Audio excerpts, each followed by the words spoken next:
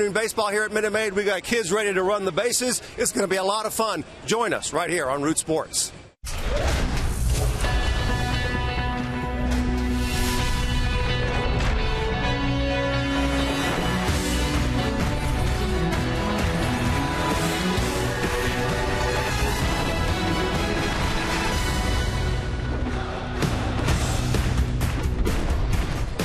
From Minute Maid Park in Houston, Texas, Root Sports brings you Houston Astros baseball. Today, it's the finale of the season series and the deciding game of this three-game set between the Houston Astros and the Detroit Tigers.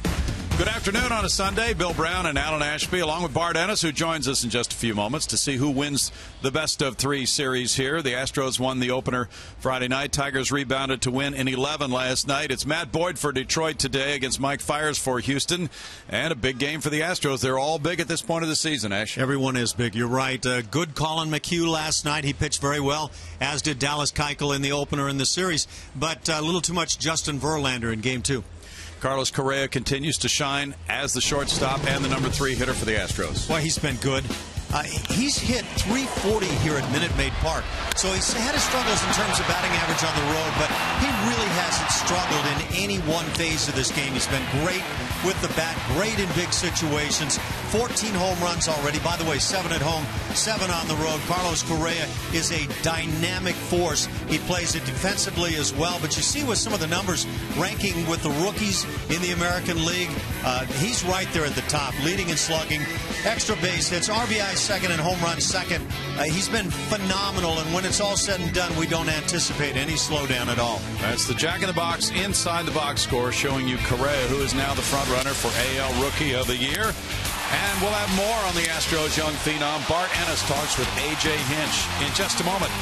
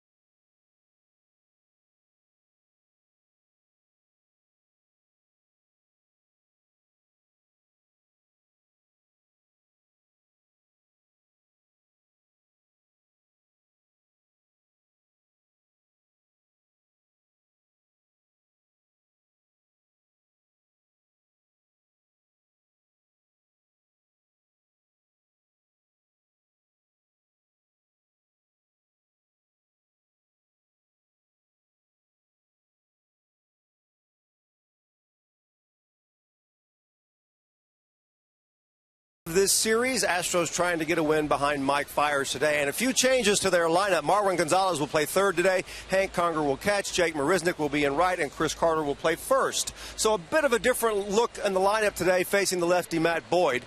One thing that will not change is the place of Carlos Correa in that lineup. He will hit third and play shortstop, and the more he plays, the better he gets. And the Tigers have been very careful with Correa in the first 2 games of this series. He's drawn 5 walks in these first 2 games. He continues to show great plate discipline for a guy his age. And that brings us into our Geico quote of the day, as I asked manager A.J. Hinch if he was amazed by the maturity of his 20-year-old shortstop.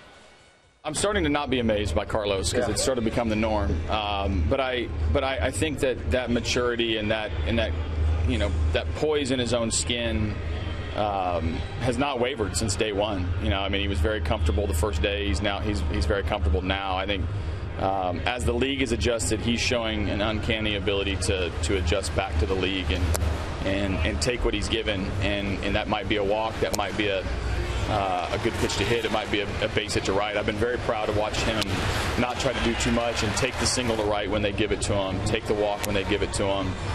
He's emptied his tank a couple times to the pull side, and he's showing those traits that you see out of the better hitters around the league that we face. And that type of versatility and not an all or nothing, try to do too much approach is uncommon for all players, let alone a 20-year-old. And they believe that Correa's approach at the plate is starting to rub off on some of the other guys. They're seeing Preston Tucker being a bit more disciplined at the plate as well. So Carlos continues to have a very positive influence on this team at the ripe old age of 20. Hopefully he can come up with a big hit today as well, and hope the Astros win this series. We'll come back in just a moment. We'll give you the starting lineups and bring you first pitch when Astros baseball on Root Sports continues in a moment.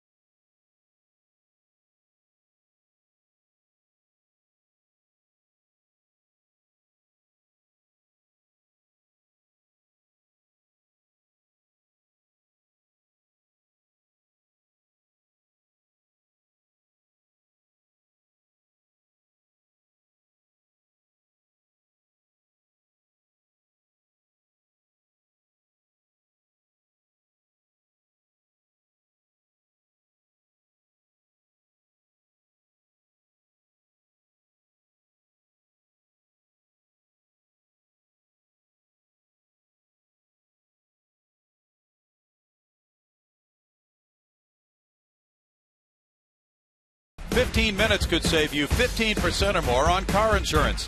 Visit us at geico.com or call 1-800-947-AUTO.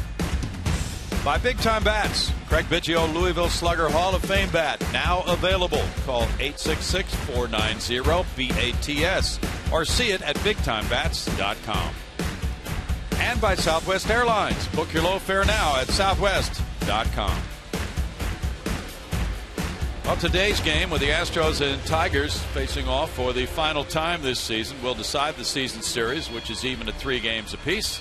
Here at Minute Maid Park, it's game 3 of a 10-game homestand for the Astros. They'll welcome Tampa Bay for the opener of a 4-game set tomorrow night. Jose Altuve and company with that 39-19 record at home, but taking a tough loss last night in the 11th inning, 4-2. Trying to regroup today and make it 2 out of 3 wins in this series. Here's the starting lineup now for the Detroit Tigers, managed by former Astro catcher Brad Ausmus. Ian Kinsler leads it off at second base. Jose Iglesias is the shortstop, with Miguel Cabrera playing first base today. The DH and cleanup man is Victor Martinez. Former Astro J.D. Martinez plays right field with Tyler Collins in left.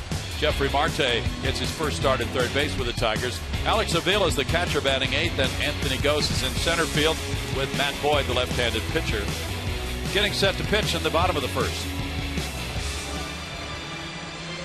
And it is Mike Fiers on the mound for the Astros. 23 games on the year, most of that with the Milwaukee Brewers. Just a couple of games, one in relief, one as a starter for the Astros. That start came against the Oakland A's on that recent road trip in Oakland. Pitched well, 6 2/3 innings, allowed just 1 run in the game while striking out 4. Defensively behind Mike Fiers, the outfield has Colby Rasmus, Carlos Gomez, and Jake Marisnick. Left side of the infield, Marwin Gonzalez and Carlos Correa. On the right, Jose Altuve and Chris Carter. And Conger is the catcher this afternoon. Now we get going with Ian Kinsler of the Tigers leading it off.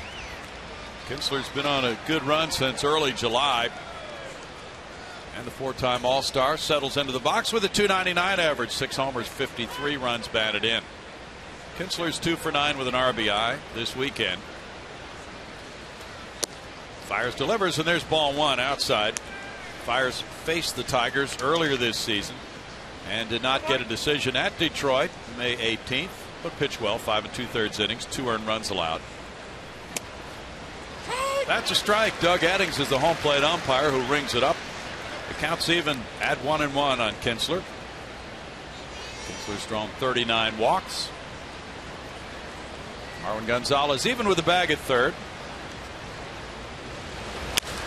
Kinsler swinging, puts it in the air, and here's Marwin over into foul territory. Taking care of out number 1 for Mike Fiers.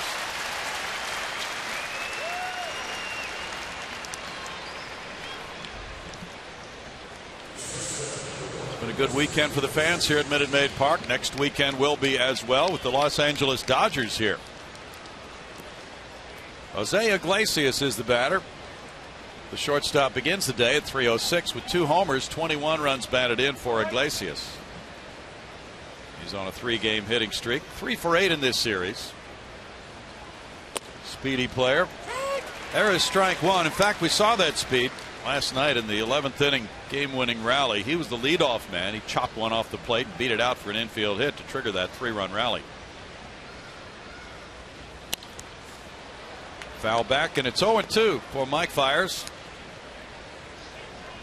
Mike was 5-9 before being traded in the Milwaukee deal. He is 21-28 lifetime with a 3.72 ERA for his career. Mike is 30 years old, from Pompano Beach, Florida.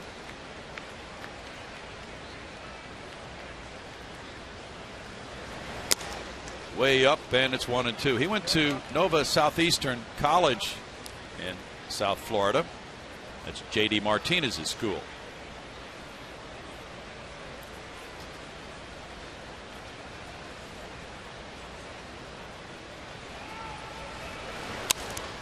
In the air, and that's flared foul to keep the count at 1-2 with Miggy Cabrera on deck.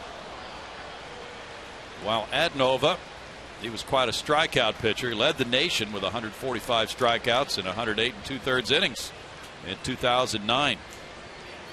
And he and J.D. Martinez were teammates there. 22nd round pick in 2009 for Milwaukee was occupied by Mike Fiers. Up and in, and it hit him. Iglesias hit by the pitch on the right arm. And they, let's see now. Yeah, did he swing at it? No, he's going to take his base. See, that's the deal. If that's deemed to have been a swing that went through the strike zone, it doesn't matter if it hits you square on. And he did not swing. No. Now, you take that swing and you have lost any hit by pitch. Well, he does a good job keeping the barrel back. That's a lot of movement into the pitch. And now home plate umpires coming over. Doug Eddings. The Astros are challenging that call of no swing. I think we've just taken a look, but maybe we can do it again. A look at the Super Mo replay, brought to you by Mattress Firm. Although Mr. Iglesias has already taken first base, and I think it will wind up that way, but there you go. I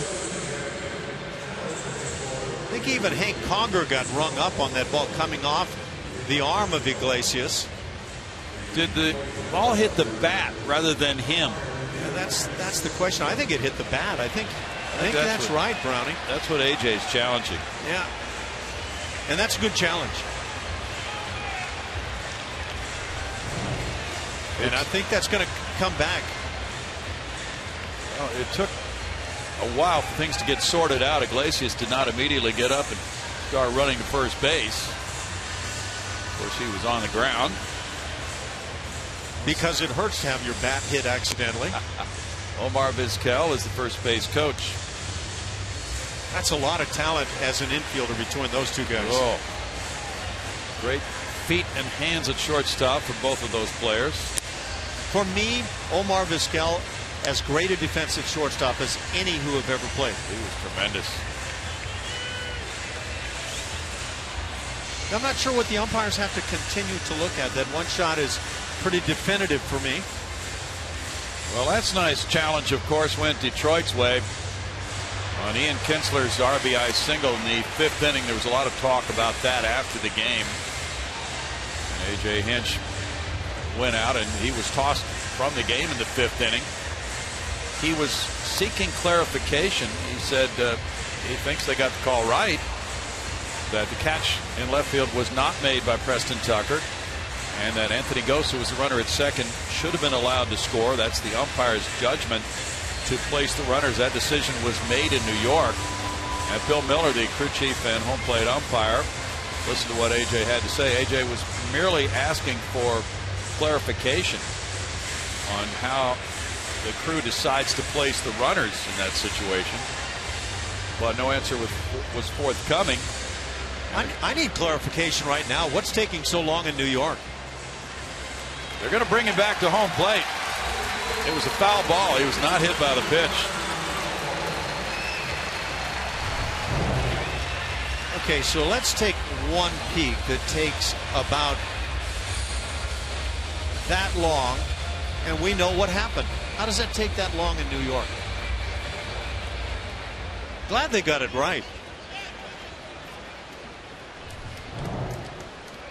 Like, I think we even heard the sound effects there. Bowling pins just rolling all over the place.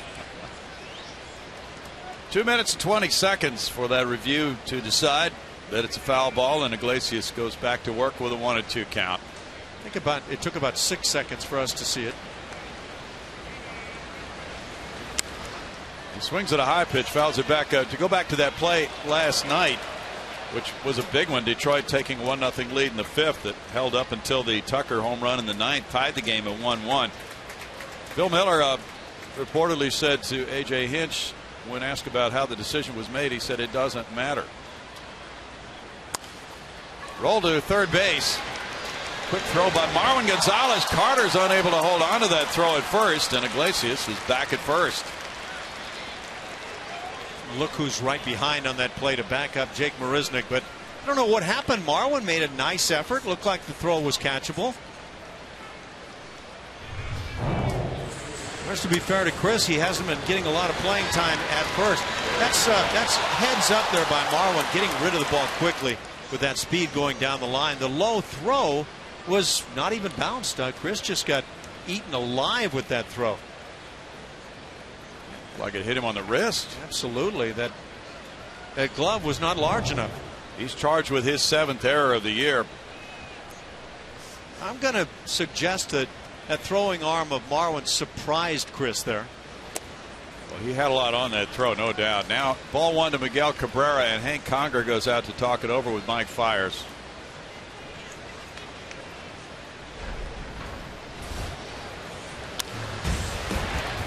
Last night in left field, there's the play by Tucker, originally called an out. And Tucker does a nice job of selling the out, even though he obviously misses the baseball. Came up with it with his left hand.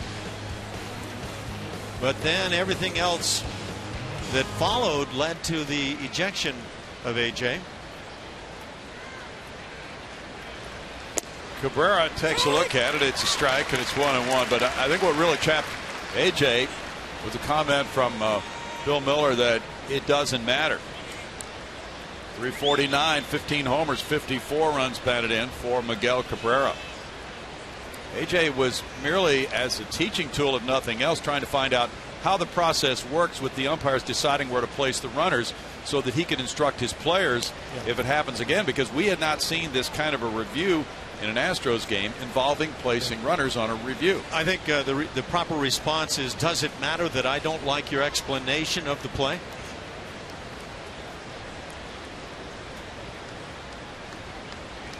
Cabrera had a couple of hits last night and a walk. Came back from the disabled list Friday night and was 0 for 3 with a walk in that game. He swings in, it goes to a 1-2 count. Well, Miggy might have had some rust on him after not hitting for weeks. And now the M.D. Anderson strike zone. As we take a look at that pitch right on the inside edge.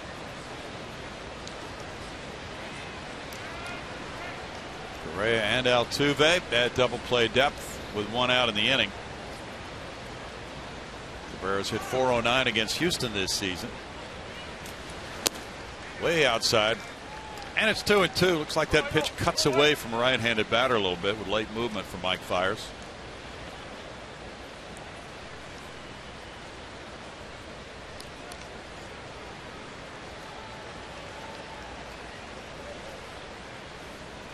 This is the rubber game of this series, and the Astros have played 12 rubber games this season, going 6-6. 5-2 in rubber games at home.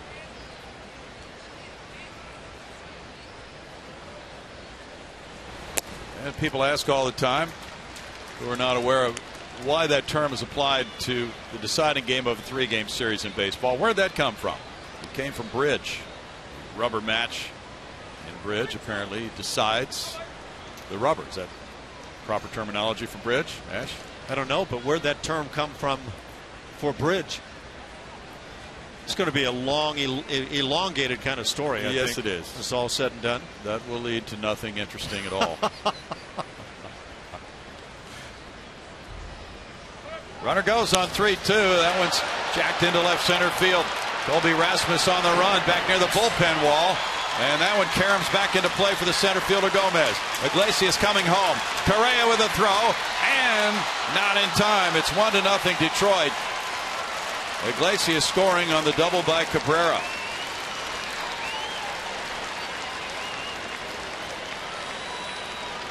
Hank Conger seemed to feel that maybe Iglesias didn't touch the plate, and Iglesias, after crossing, reached back to tap the plate. I think in today's world, that's a mistake.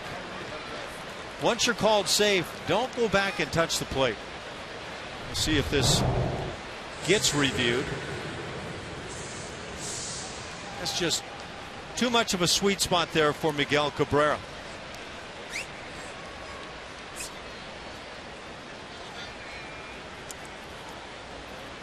Ooh.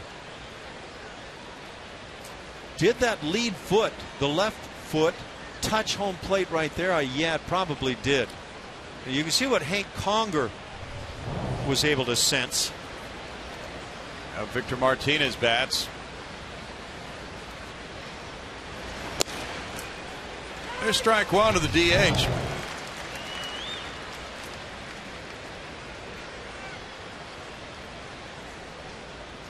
That's a painful run in the first inning against the Tigers when you've got the guy scoring that reached on an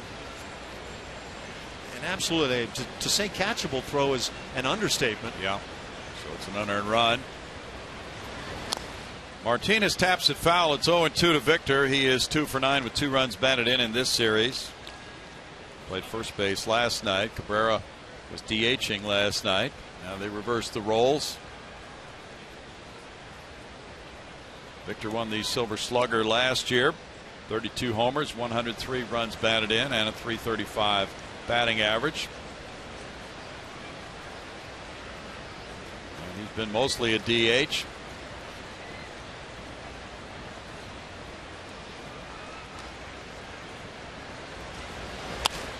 He fights that one off and stays alive at 0-2. Dave Clark, former Astros coach, and he managed for a while here.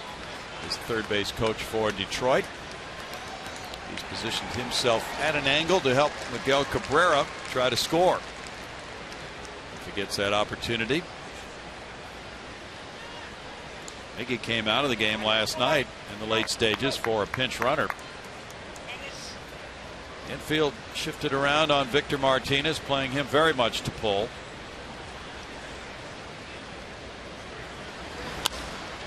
And flick foul again with J.D. Martinez on deck.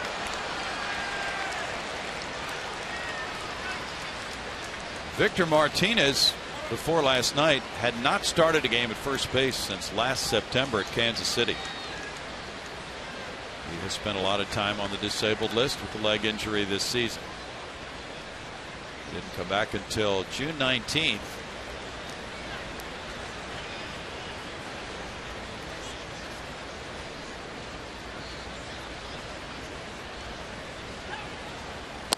Inside for a ball and makes it 1-2. Not a bad thought.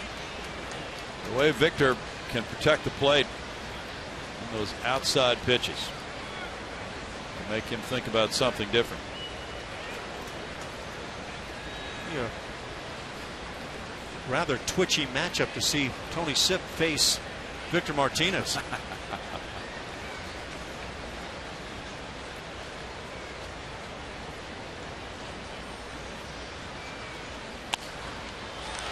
Another foul ball, and Victor has really elongated this at bat.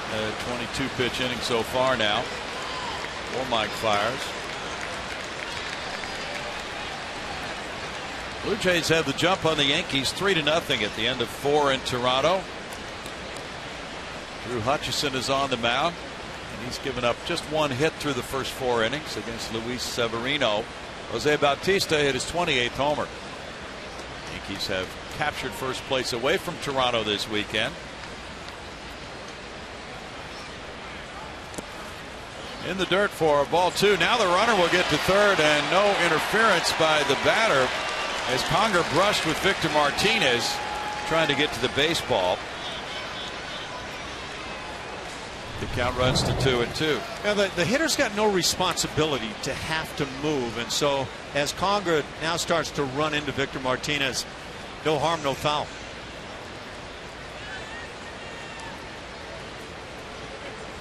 Yeah, it's the kicking of the baseball that was inadvertent that might have come into question for Hank. That's a wild pitch. Now runner at third, and the infielders come in with 1 out with a 2-2 count.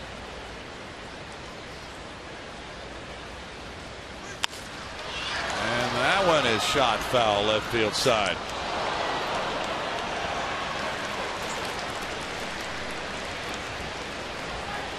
Need some volleyball nets to keep the ball in play. This will be the 9th pitch to Victor Martinez. That was a popular sport for a while. Did you play volleyball? I did not. Well, you know, kids make up versions of that in all kinds of sports. That spins him around, and it's a full count now to Victor Martinez. A slow moving first involving the error allowing Iglesias to reach, and the review on the earlier foul ball, then the wild pitch.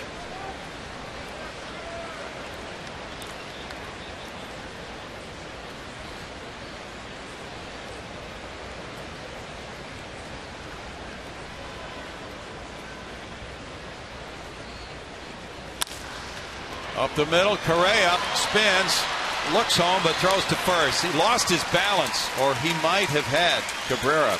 It's 2-0 Detroit. I think he had him. And I think Carlos is asking himself right now. Of course, I think you nailed it. I think the poor footing right there for Carlos probably prevented him from throwing to the plate. Oh, he stumbled over the bag. Yep, sure did. I think otherwise that throw was coming to home. Yeah. He drew the arm back, was looking home, and then thought better of it. Once that foot brushed second base and threw his balance off. It's a very unfortunate inning for Fiers. Strike to J.D. Martinez. A 30 home run hitter with 76 runs batted in and a .284 batting average. Well, the former Astro has reached new heights in the power department this season.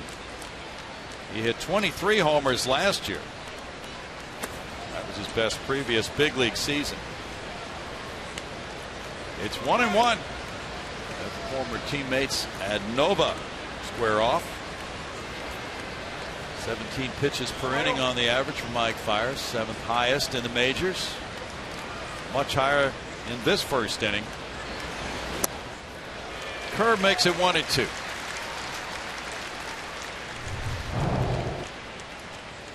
Got a nice one right over the top. Spots it very well there. This is the home debut for Mike Fiers. He pitched on the road at Texas and at Oakland after the trade brought him from Milwaukee. 2-2. Fiers and Carlos Gomez obtained along with a slot in the international signing pool in return for Josh Hader, Adrian Hauser, Brett Phillips, and Domingo Santana. Bounced, and the shift was the other way, so this is a lazy single on the ground ball by J.D. Martinez, and this first inning is going all haywire for Houston.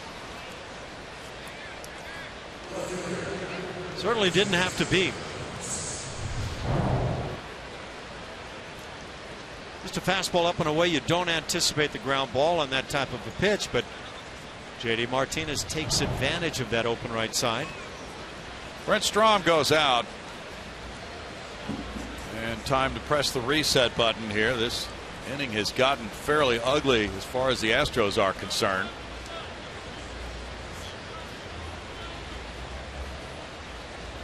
Not quite often big innings involve little mistakes along the way. The error certainly opened the door as Iglesias reached. It would have been out number 2 had he been retired. There would have been 2 outs and nobody on. Cabrera followed with an RBI double. Victor Martinez with the ground ball up the middle, and the Astros had a good shot at getting Cabrera, but then Carlos Correa's foot touched second base and that threw his balance off. Now J.D. Martinez with the lazy bouncing single is on for Tyler Collins. He rips a line drive for the right field corner, and that will be extra bases. It bounces and stays in play, and a stop sign at third as the throw comes in from Altuve. Thought maybe Dave Clark would try to send him, but Collins winds up with a double.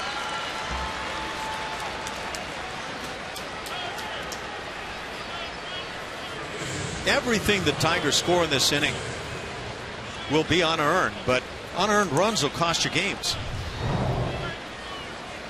Just a leadoff fastball up and kind of a top spin lob down the right field side.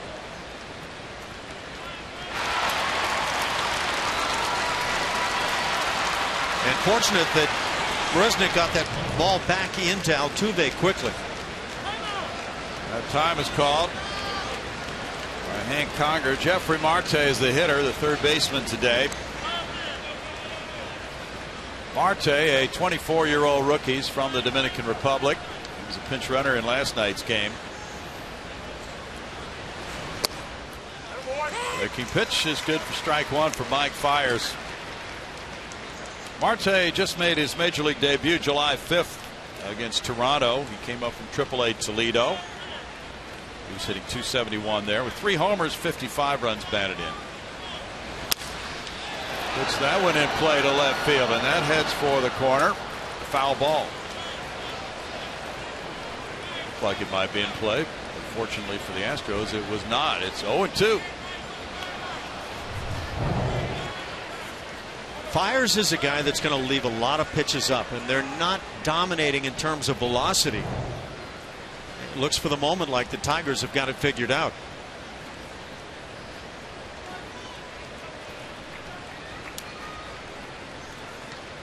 As you mentioned, Dallas Keuchel had a very fine start Friday night. Colin McHugh backed that up with a good one last night. It's 1-2.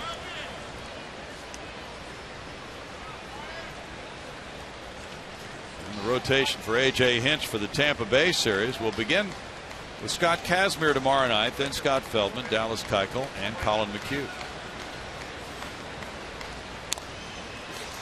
Foul ball keeps the count at 1-2 for Marte.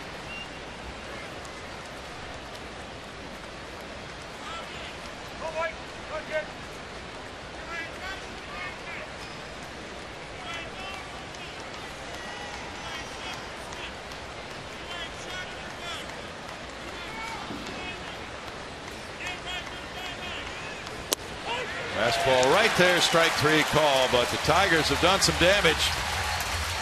And they come up with a couple of runs on 3 hits with an error and 2 men left. Altuve, Gonzalez, Correa about to bat.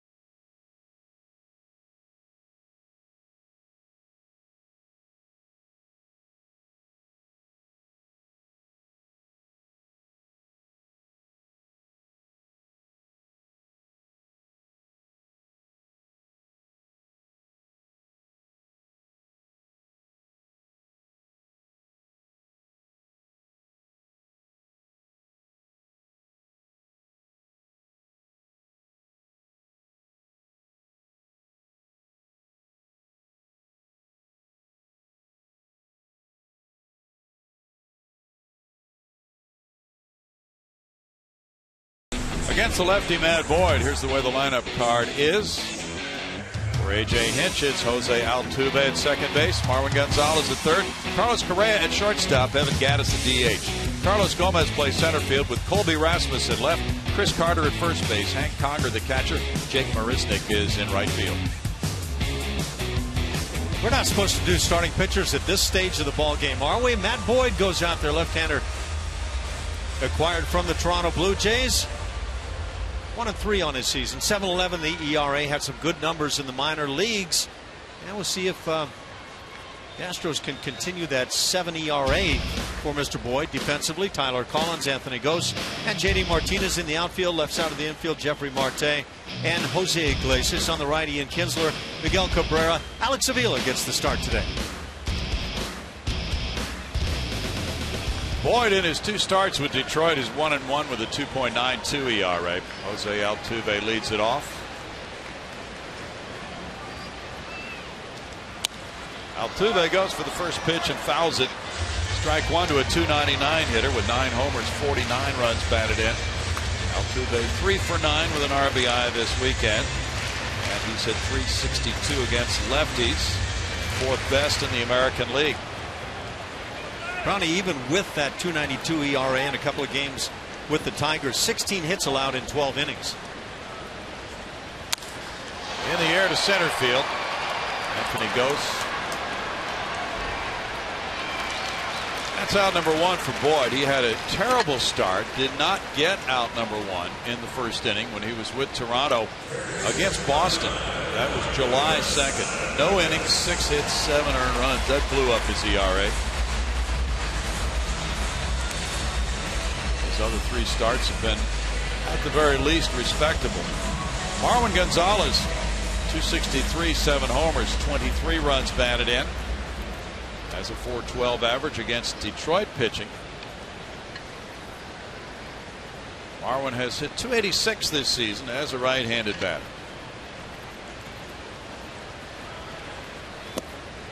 And it's ball 1 for Mad Boyd. Boyd, in his last start, lost at Kansas City. In fact, his last 2 starts were against that Kansas City club.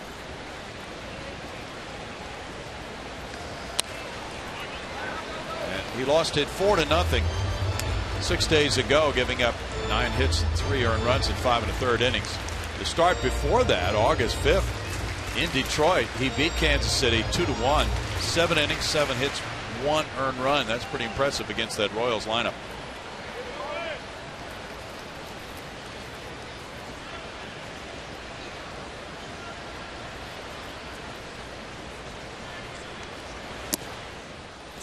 That's in for a strike, 1-2, and the Astros fans will be big Royals fans tonight when Kansas City entertains the Angels. Does this breaking ball get back to the corner? It does. It looked improbable when it took off out of his hand. Agreed.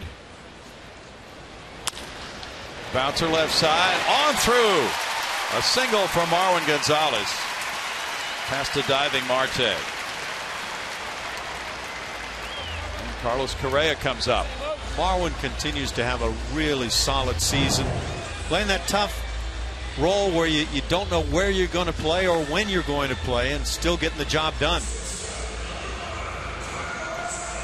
Marte did everything humanly possible. Gonzalez aboard. And Correa follows. Carlos at 286 has 14 homers, 37 runs batted in. Last night he had, well, Friday night he had 2 hits and 2 walks and scored a run. Then last night he followed it up, 2 hits, 2 walks last night. There's a strike to Correa. So with 14 homers, 37 runs batted in, he is surging lately, reaching base in 7 of his last 9 plate appearances.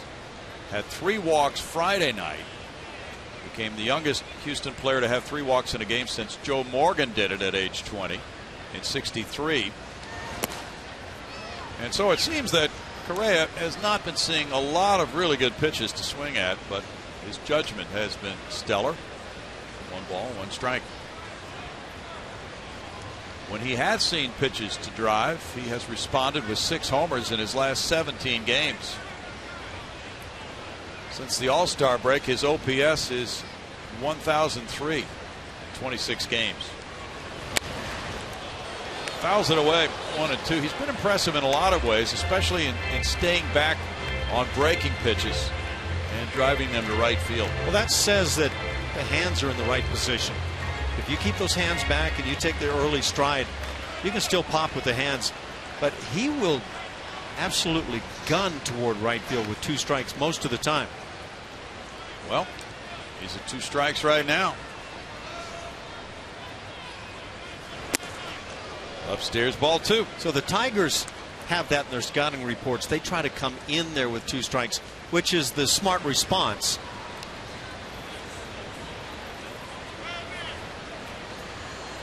Boyd last year pitched at Class A Dunedin and Double A New Hampshire, so he's made a quick trip to the majors at age 24. He's from Mercer Island, Washington, and pitched at Oregon State, fine baseball school. Fouled. Still 2-2. Matt was a 6th round pick by Toronto in 2013. Traded in the David Price deal. But both these starting pitchers came in late July deals to their clubs. And Boyd is a part of that Detroit youth movement, you might say, at least in that particular deal with Toronto. And they also had other trades as well.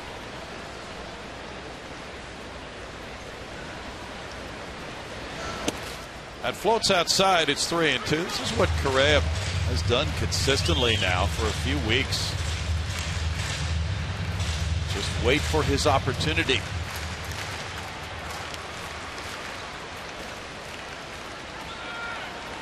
Tigers had been in win now mode since 06 when they won their first American League pennant since '84. Marwin draws a throw. Now, Cabrera is not exactly at first base. He's a step off it.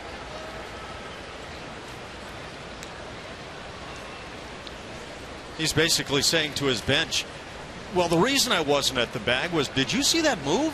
That was bizarre.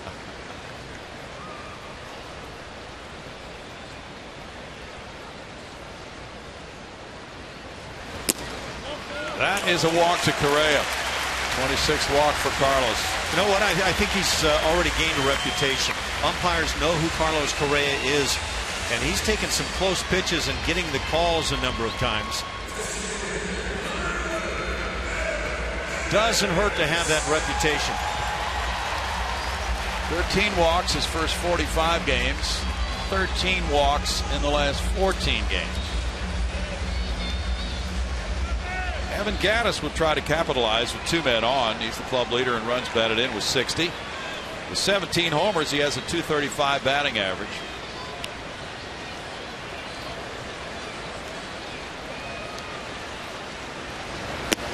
And there's ball 1. The Astros would love to answer. Detroit getting 2 in the top of the first inning.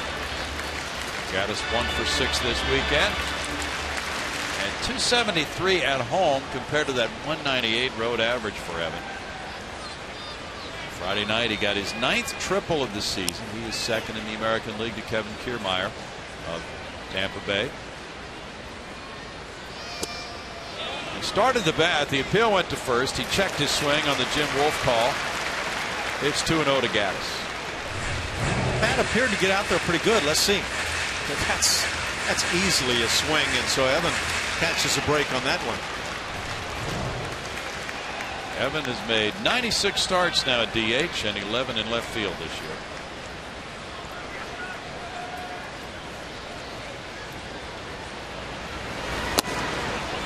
In for a strike, and it's 2-1.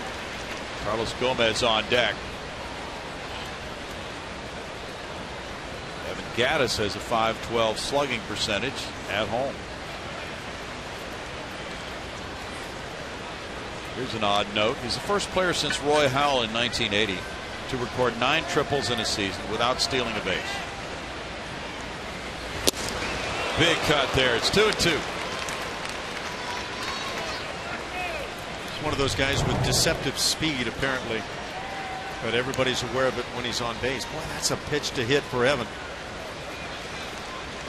When you're hot, you're crushing that pitch.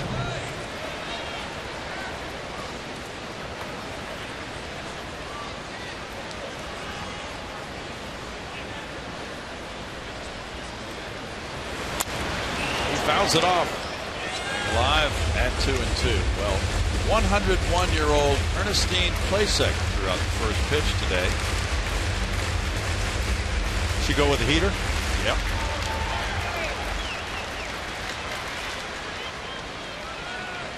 World War II veterans are being honored at the ballpark today. Let's all hope we can toss anything at that age. Oh, man.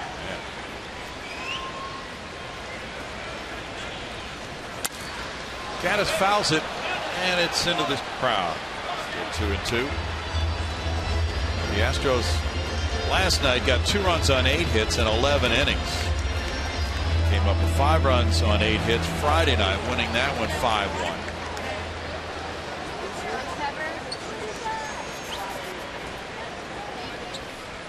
They have a 2.5 game lead on the Angels, a 4 game lead on the Rangers. Rangers are home against Tampa Bay today.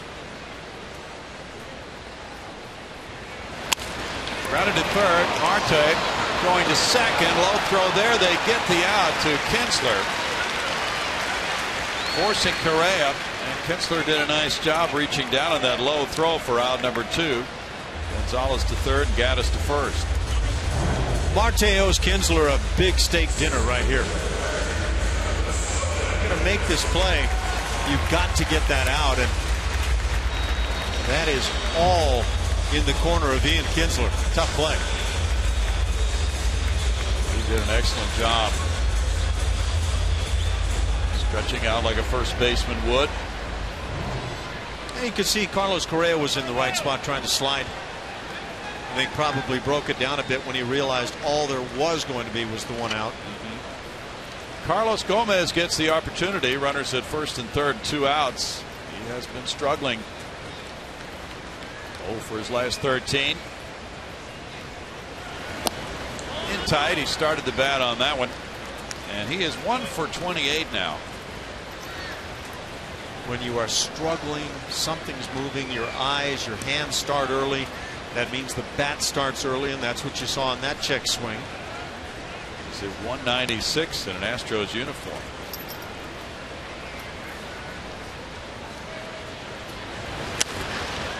In the air, and infielders move in for it. Iglesias, the shortstop, underneath.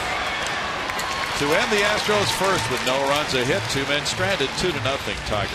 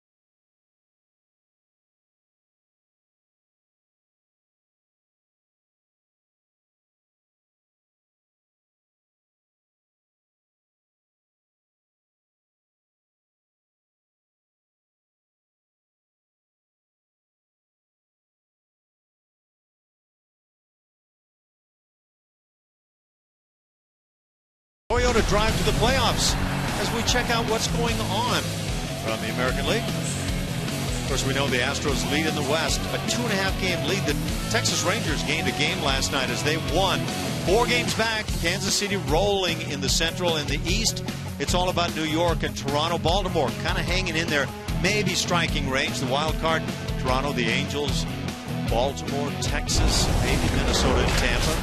So some pretty good races going on, and certainly in the wild card. 2-0 Tigers. Alex Avila leads it off in the second inning. Mike Fiers falls behind him. It's 1-0 to Avila, just a 178 hitter with 3 homers, 11 runs batted in.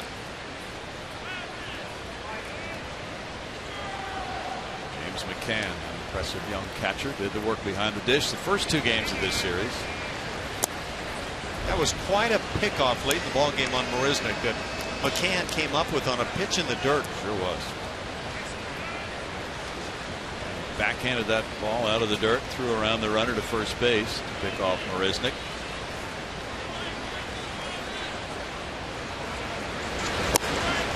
Upstairs, it's a strike, and it's 2-1 to Avila. So because of McCann's strong play and also an injury to Avila's left knee, Alex has lost a lot of playing time this year to play first base as well. He came back from the DL July 3rd.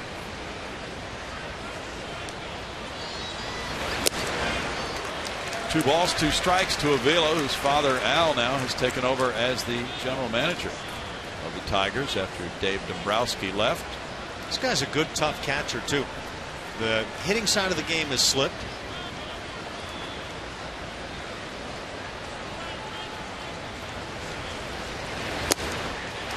Good off-speed pitch, and Fiers gets strikeout number 2. Bart Ennis has more.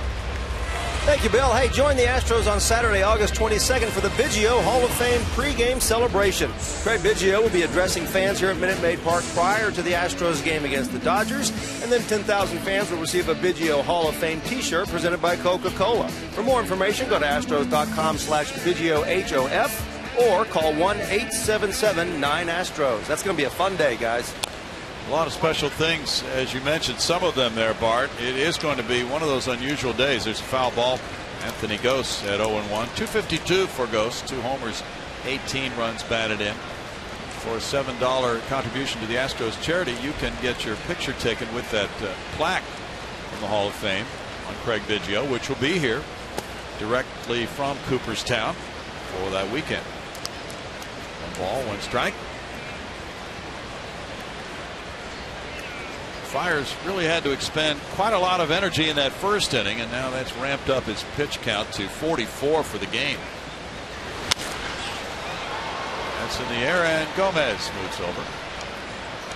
Whoops. Looked like he lost it for a moment there. Hit a bird or what?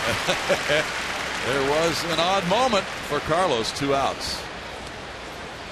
Well, that was one of the most routine plays I think we've watched.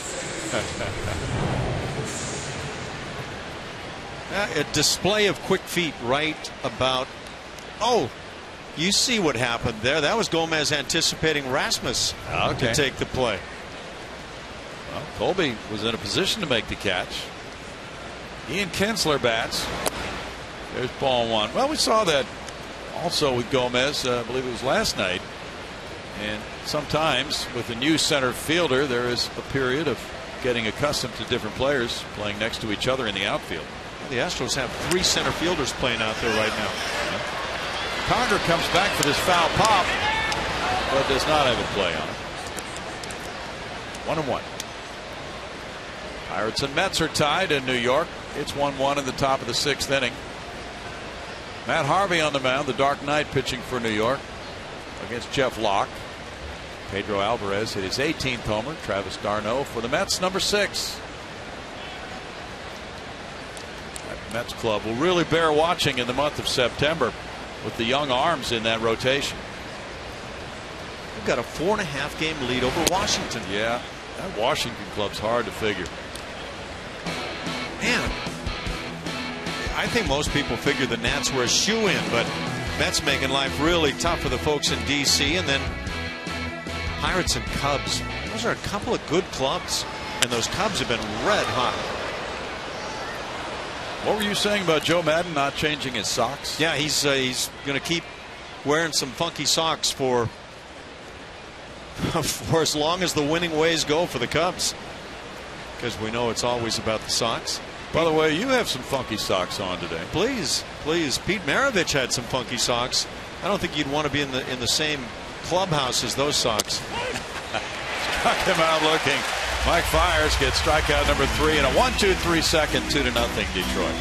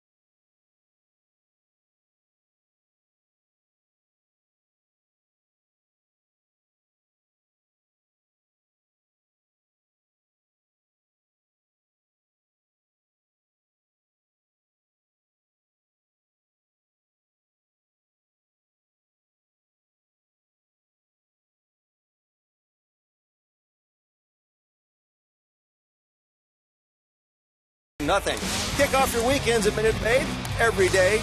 Every Friday night, home game is followed by the best fireworks show in town, presented by Marathon Oil Corporation. The next Friday night fireworks is this Friday, August 21st, when the Astros take on the Dodgers. For more information, go to astros.com/fireworks or call 1-877-9-ASTROS. Friday night fireworks, always a huge fan favorite, guys. Yeah, we hear a lot of good comments about those.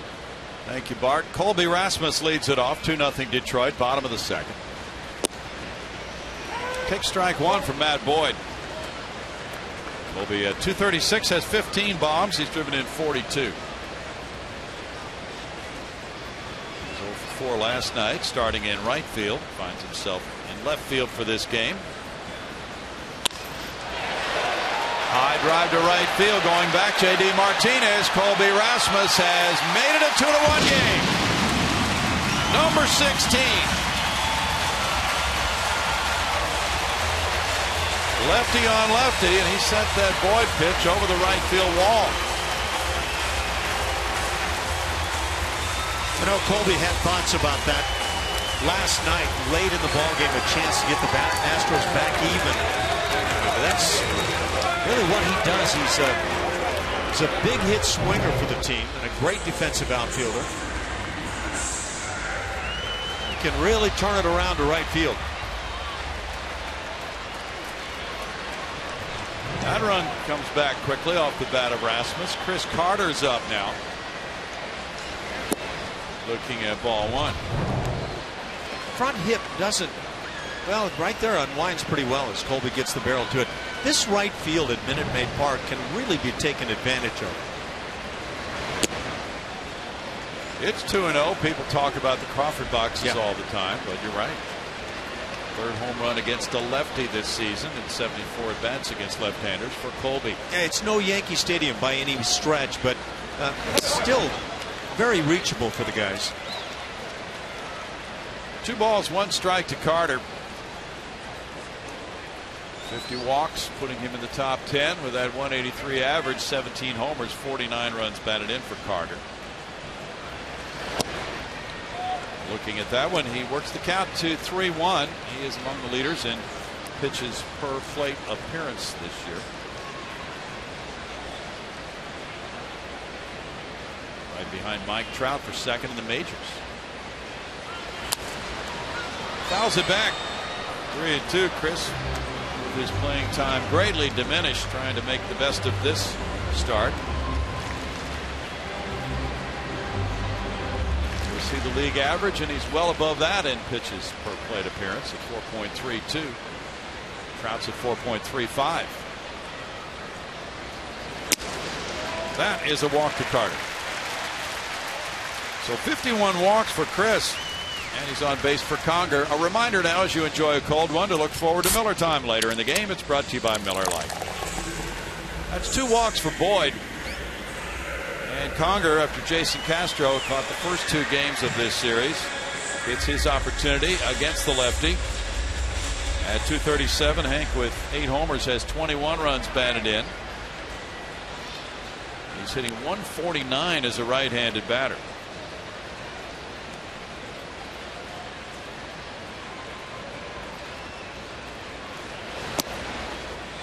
In for strike one for Boyd. Boyd's fastball has been troublesome at times for him. The batting average is .348 against his fastball. He's thrown his off-speed stuff more and more effectively last few starts.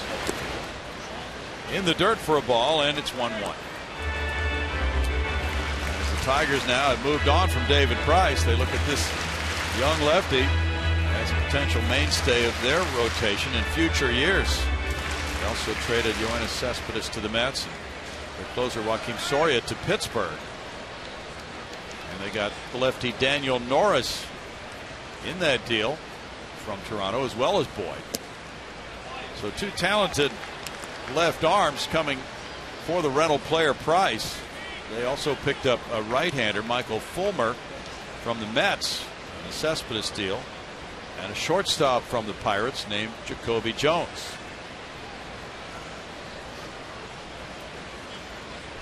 Detroit has not been in that mode for a few years. 3-1 to Conger. The Tigers are currently 4 games out in the wild card race. Good tee-off count right now for Conger. Jake Marisnick's on deck. He gets underneath it, puts it in the air, and Marte, the third baseman, weaving his way over. He can't get there. He did not run a straight route. Oh, it hit the roof apparently, and that's why. So that made it out of play. But in play for them. I was going to say there needed to be some more checking of the playbook on what the route was supposed to be, but yeah, that roof there would come into play. Colby Jack putting the Astros on the board. Now they trail by 1, and with Carter on and a 3-2 count on Conger, he'll get another swing. Hank has a 340 on base average. There's a strikeout for Boyd. Number 1.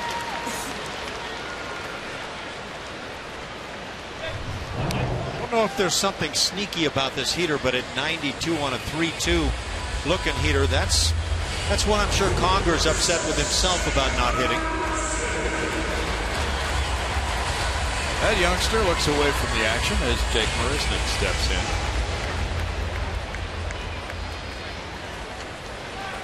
Marisnick at 227 has 5 homers, 21 runs batted in. The little guy might want to watch. Marisnick hit.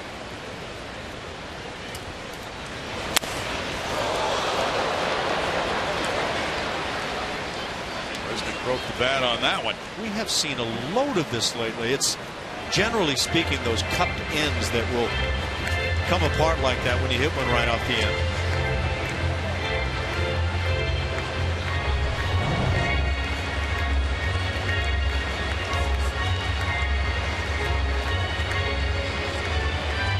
Makes for a heck of a wiffle ball bat, though. Yeah. Nice flat side to it. You know, there's an award now called the Flat Bat Award. It's mythical. There's no trophy, but it's for the best bunter in the game. Everybody's got to covet that one. So, and here's the runner Carter taking off, and the throw not in time on that pitch in the dirt. Well, Chris gets into scoring position for Marisnick with a 1-1 count. Third wild pitch for Boyd. Well, that one's not going to leave Alex Avila feeling like he deserves more playing time.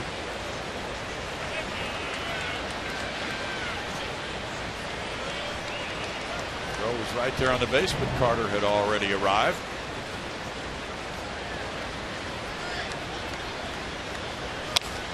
Rolled up the middle behind the back play by Boyd. Try to do that again. 2 outs. Hello. And Chris Carter, you see that ball heading back toward the mound, you really have to freeze or you're going to get hung up. But no way you could anticipate that. Does that create problems if it goes by the mound? Maybe a play for Kinsler, but you always keep in mind that speed of Marisnick.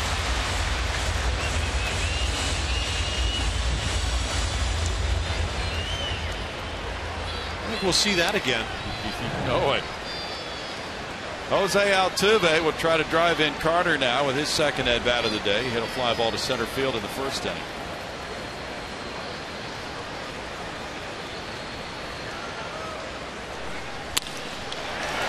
Into left field. Carter's being stopped at third base.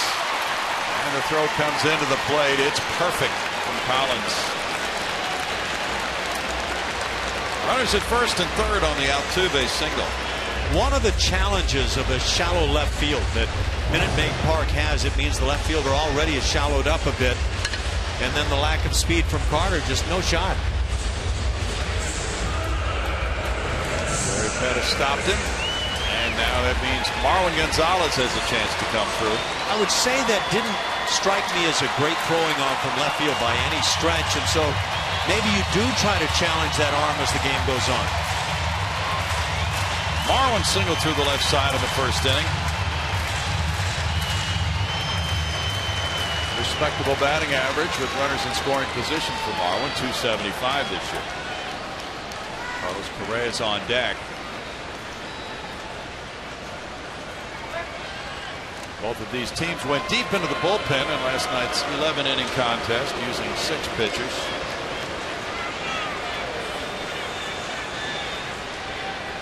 The Orioles lead the Athletics 6-2 in Baltimore. They're in the middle of the 5th inning. Wei-Yin Chen on the mound. Kendall Graveman out after 3 1/3, giving up 6 earned runs. Brett Lawrie hit his 11th home run for the A's.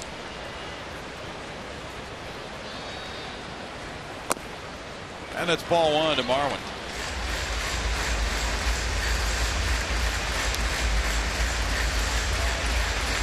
Adam Jones hit number 21 for the Birds.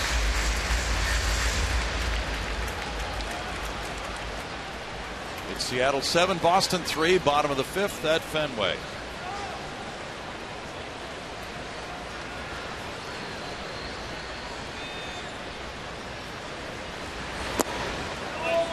It's 2-0 to Marwin.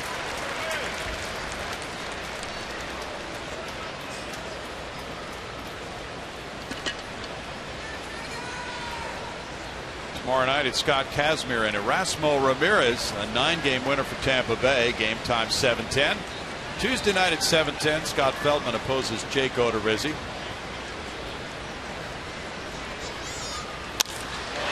Out into left center field, and the Astros get Carter home.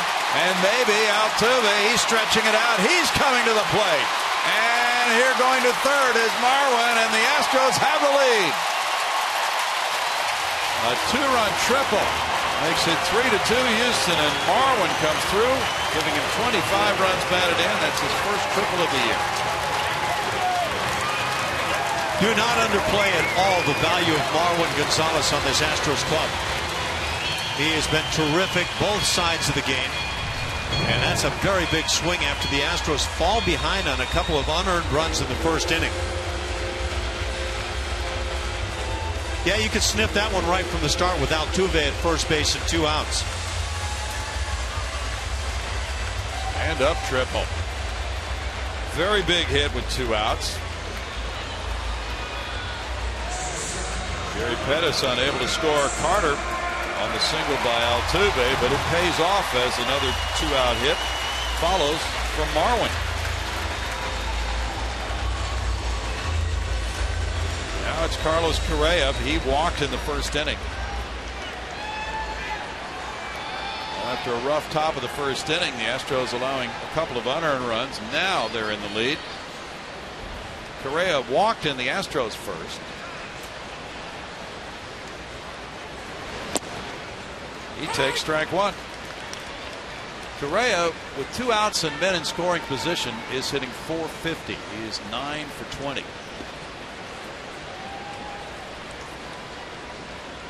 That's pretty good.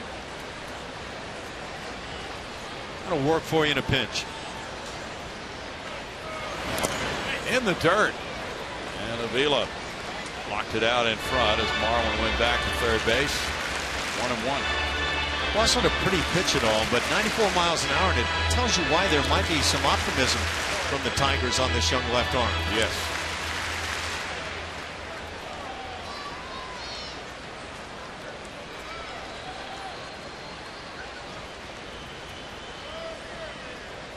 Gaddis is on deck. A shot into center field. 4-2 Houston. Correa drives in his 38th with a bullet right over the bag at second. Yeah, that was in the category of you hang it, we bang it. To pitch left up. Carlos Correa. He's going to be, if not the guy, one of the guys that bring the big blows for this Astros team for a long time, you would think. He's doing things seen from some of the great veterans in terms of delivering big hits. He does it again.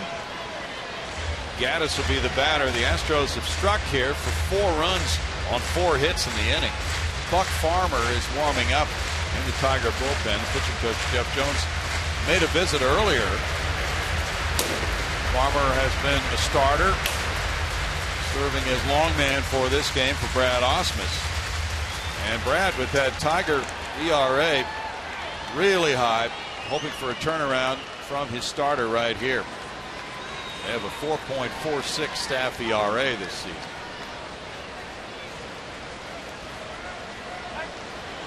And the throw goes over. And Correa just has at bats that the likes of Miguel Cabrera type guy. You know, he just looks so confident and is waiting for his pitch so he can drive it, Ash. Yeah, actually, I think that's a fair comparison. And I'll bet Miguel Cabrera sees some of that as well.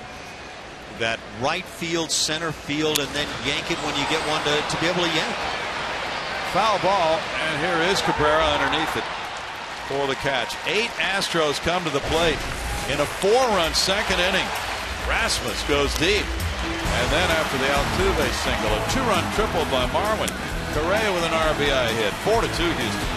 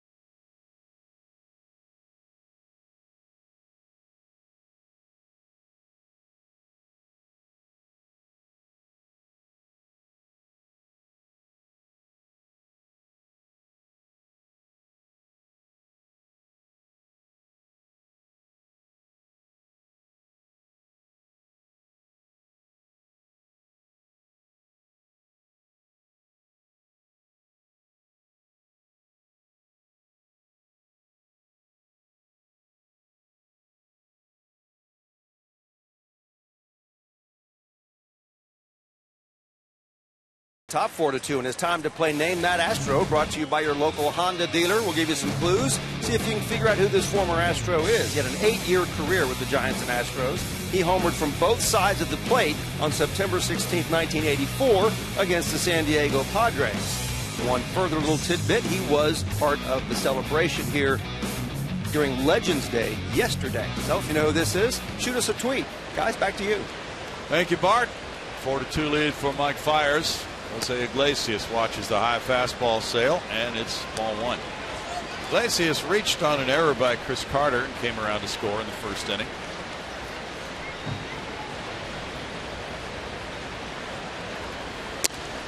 Upstairs again, and it's 2-0 for Mike Fiers. He'll get a visit from his battery mate who may have seen something in that release point that he could pass along to Mr. Fiers.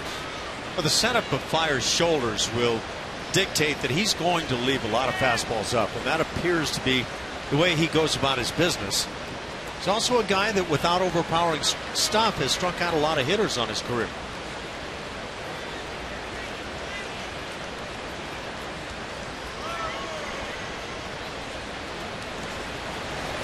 Around to bunt, that one sails up near the head area for Iglesias. So 3 straight high pitches here for Fiers, taken to a 3-0 count.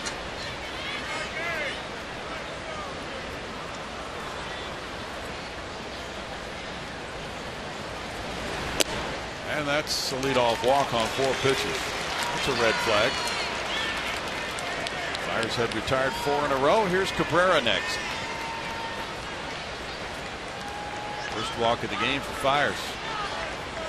Well, pitchers tell themselves all the time in games like this, once your club gets you the lead, do not walk the leadoff man in the next inning. And then you've got a batting champion coming up next in Cabrera. who drove in the first run with a double to left center.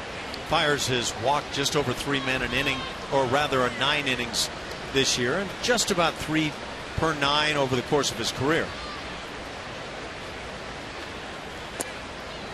That one also is high, ball 1. Iglesias also with that good speed can help the Tigers on the hitting of Cabrera. Iglesias promoted to the number 2 spot in the order after hitting 8th Friday night.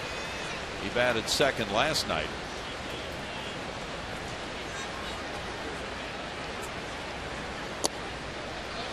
Now it's 2-0, and that is 6 straight balls out of the chute here in the 3rd inning from Mike Fiers.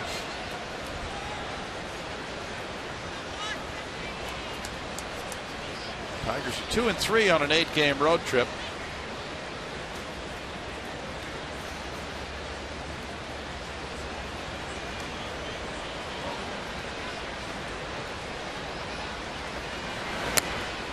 Now 3 balls and no strikes, and Fiers is not making the adjustment. Yeah. That's the word. That's the exact word.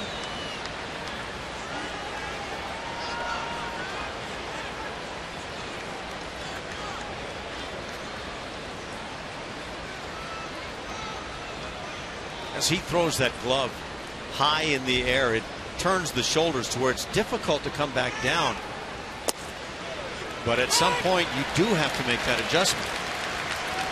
3-1 to Cabrera.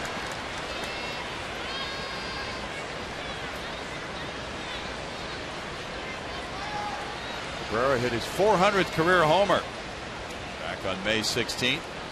First Venezuelan-born player and the 53rd player in history to reach that mark. And also with that home run, he tied Willie Horton for 4th place in the Tigers' history with 262 as a Tiger.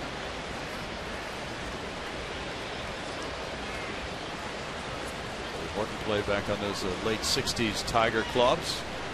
Denny McClain, Mickey Lolich, great teams. Al Kaline. That was quite an era in Detroit history. That's 68 World Series Detroit, and St. Louis was a dandy. Mickey Lolich wound up being kind of the pitching hero in that one. He sure did. He won Game 7 over Bob Gibson. In for a strike. Now it's 3-2 to Cabrera. Well, Cabrera has looked at 5 pitches. Well, you made the comparison with Carlos Correa to Miguel Cabrera. And there's Cabrera taking that 2nd strike to run it full. He's not worried at all. He's handled that many times. Marwin backs up at 3rd base. Runner goes. Ball 4. And 2 men are on walks from Fiers with nobody out, and Victor Martinez headed for the plate.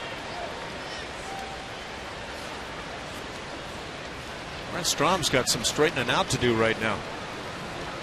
He can do it, can't he? He's been fantastic, and the guys love the work he puts in. You might have seen the story about Shane Reynolds the other day when Shane was in the minor leagues and Brent was working with him as he came up with the Astros. And I remember Shane telling me about it. I think he was at AAA at the time, maybe AA. Brent pulled him aside one day and said, "Do you want to be a big leaguer for a long time?" And he said, "Yes." He said, "Well, then let's work on some changes." Josh Fields is warming up right now, and Shane, to his credit, was willing to change some of those things in his delivery that made him a longtime major leaguer very successful. Well, sometimes those reality moments are necessary, and Brent will get right to it. Well, Fields is getting right to it, so that shows you the level of concern on the Houston bench in this 4-2 game, because Victor Martinez is batting. He hit the ground ball up the middle, got an RBI on it when Carlos Correa threw him out at first base. J.D. Martinez on deck. The Tigers can turn this one around quickly. Another high pitch is ball 1.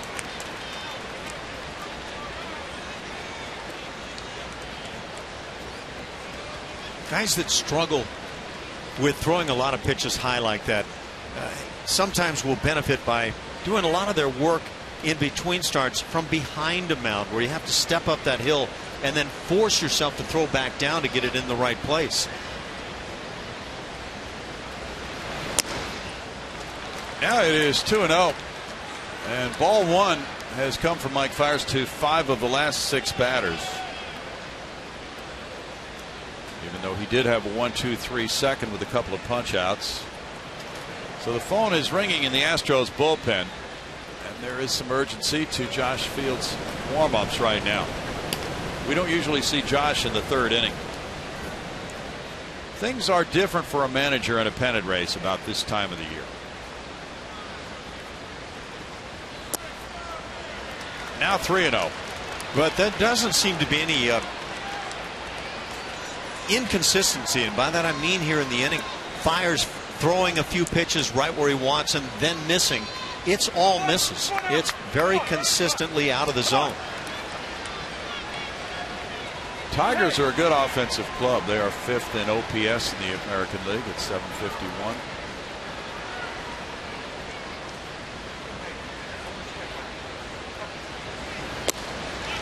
That's a strike, and it's 3-1, and Fiers working with a short rope here.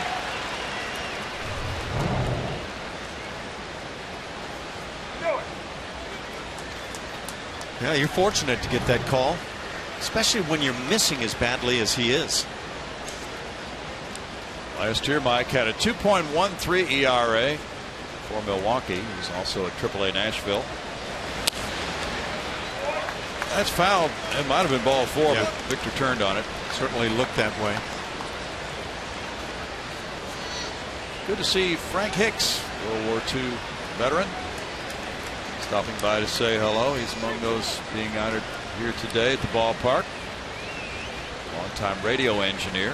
He's going to be taking part in an honor flight to Washington, D.C. That's a great program, taking back some of the World War II veterans to Washington to see the memorials.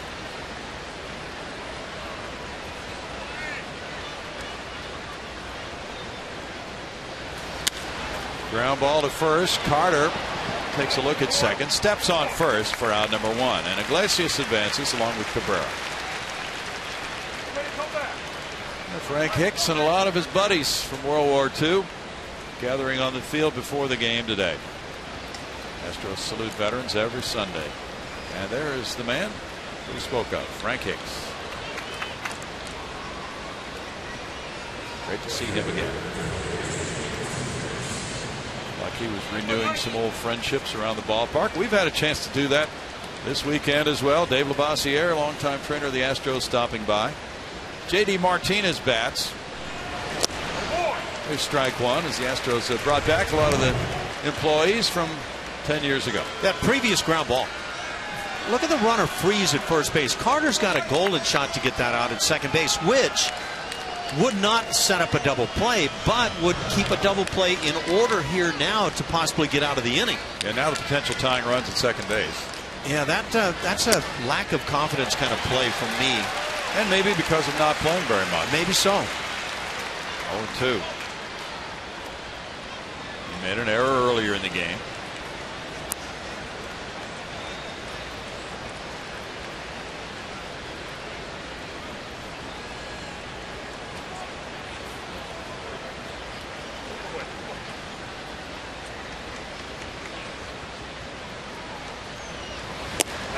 Struck him out. Very big for Mike Fiers. Strikeout number 4. Could be a whale of a turnaround inning for him. Yeah, you get out of this inning without any run scoring, and a magic act has been performed. Tyler Collins doubled to right field in the first inning. The Lubbock native is 25 years old. Collins has hit .357 with runners in scoring position. Up the middle, Correa with the backhand throws him out. After 2 straight walks and then falling behind on Victor Martinez, Fiers gets 3 in a row. Keep the Astros in front 4-2.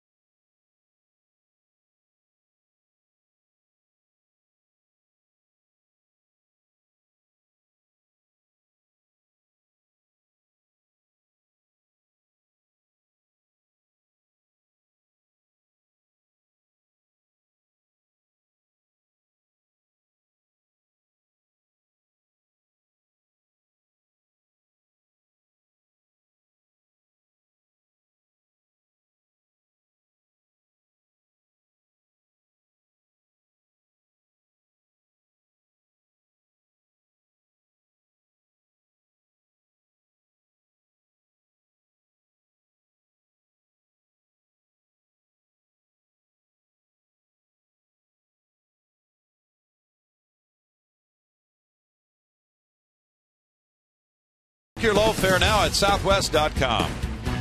And by H-E-B. No store does more than my H-E-B. The Astros lead at 4-2 here inside Minute Maid Park. There was a visit from the trainer to the starter Matt Boyd a moment ago as the Tiger left-hander gets set to go to the bottom of the third inning. Rain outside.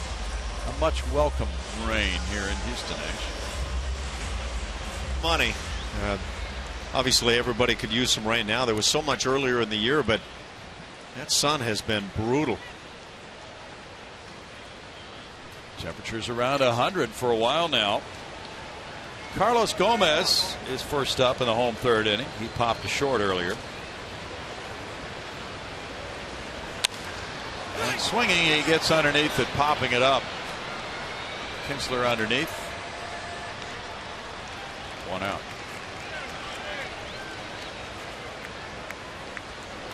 The level of frustration has been mounting for Carlos Gomez.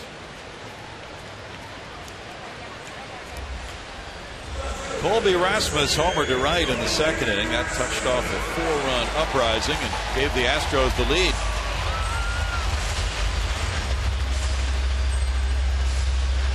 Astros continue to ride the long ball for a lot of their runs this season, with 160 home runs so far this year. They have 8 players with 10 homers or more. Strike to Rasmus. They could have 2 more members of the double-digit club. Jose Altuve has 9 and Hank Conger has 8. Franchise record is 9. Set in 2000, 9 players had 10 homers or more. 1 ball, 1 strike. The Astros 63-54. That's their best record after 117 games since 05, when they were 63-53-1. There was a suspended game. 2 balls and a strike. Last time the Astros were in sole possession of first this late in the season was September 21st, 03. At that time they were 84-71 and leading the NL Central by a half game.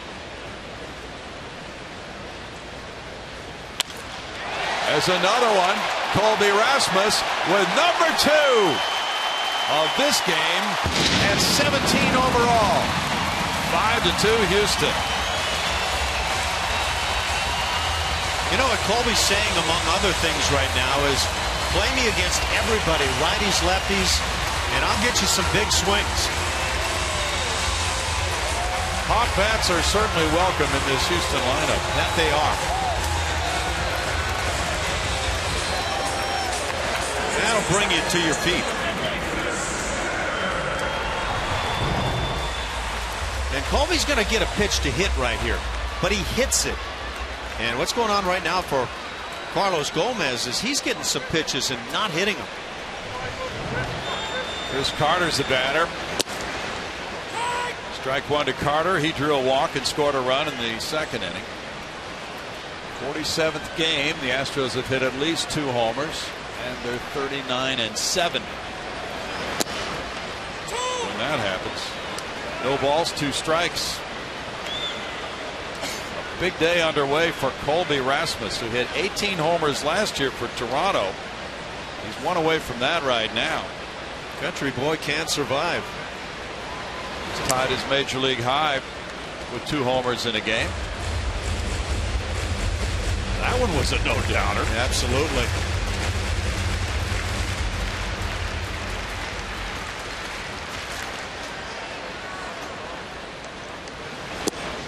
Carter takes a look at it. It's 2-2 to Chris now.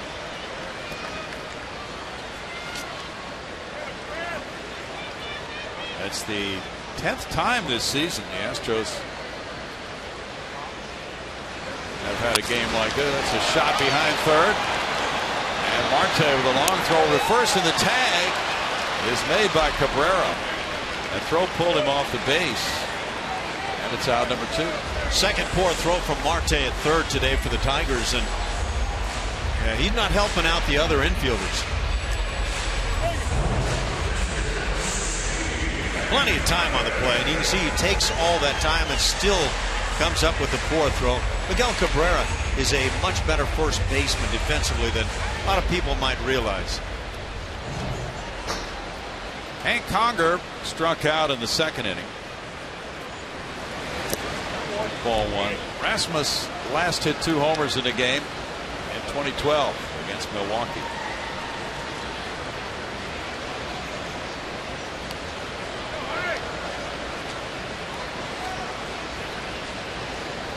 Jake Marisnick's on deck. Conger looks at it, and it's 2-0 from Matt Boyd. The Astros putting together a 4-run second, now have tacked on this Rasmus homer in the third to lead by 3.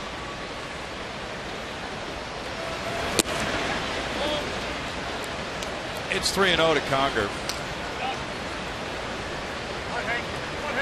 Shelby Miller has a no-hitter working for Atlanta through 7 against the D-backs. 3-1.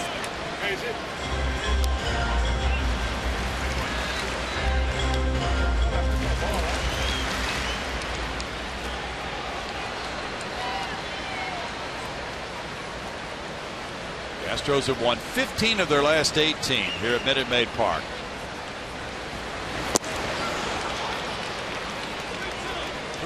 Boyd started to walk toward the dugout, but he's going to need one more pitch at least before he does that.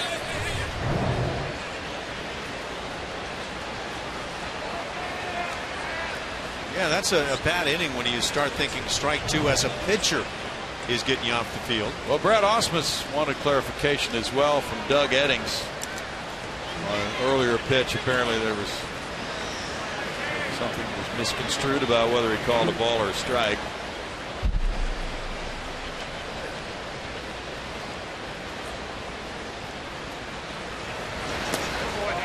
And that is ball 4. Conger aboard. Second walk for Boyd, third walk for Boyd. And it'll be Marisnick batting in this slow-moving Sunday game. Apparently no barbecues planned for later in the afternoon. Evidently not.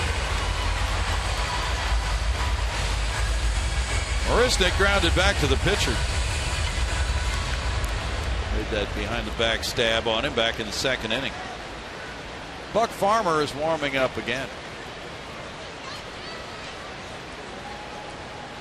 Conger takes off. Big jump. And the throw is right there. He got him.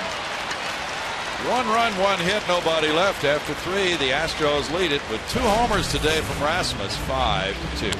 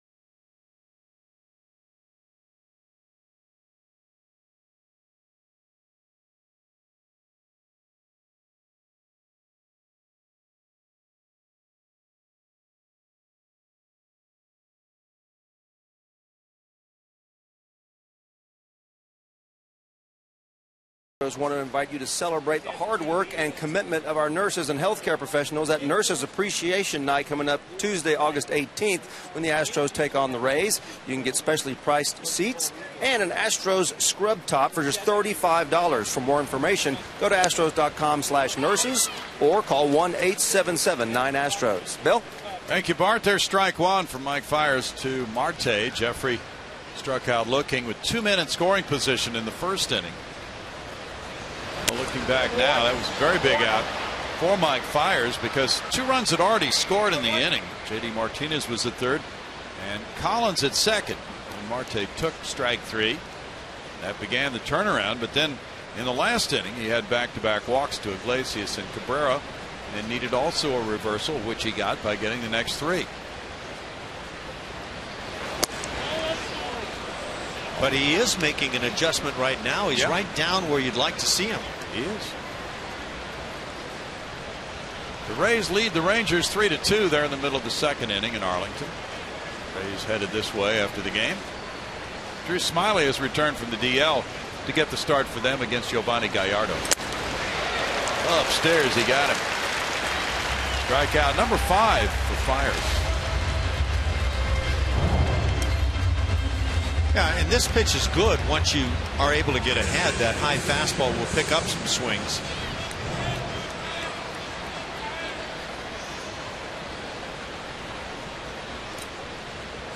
Alex Avila struck out in the second inning.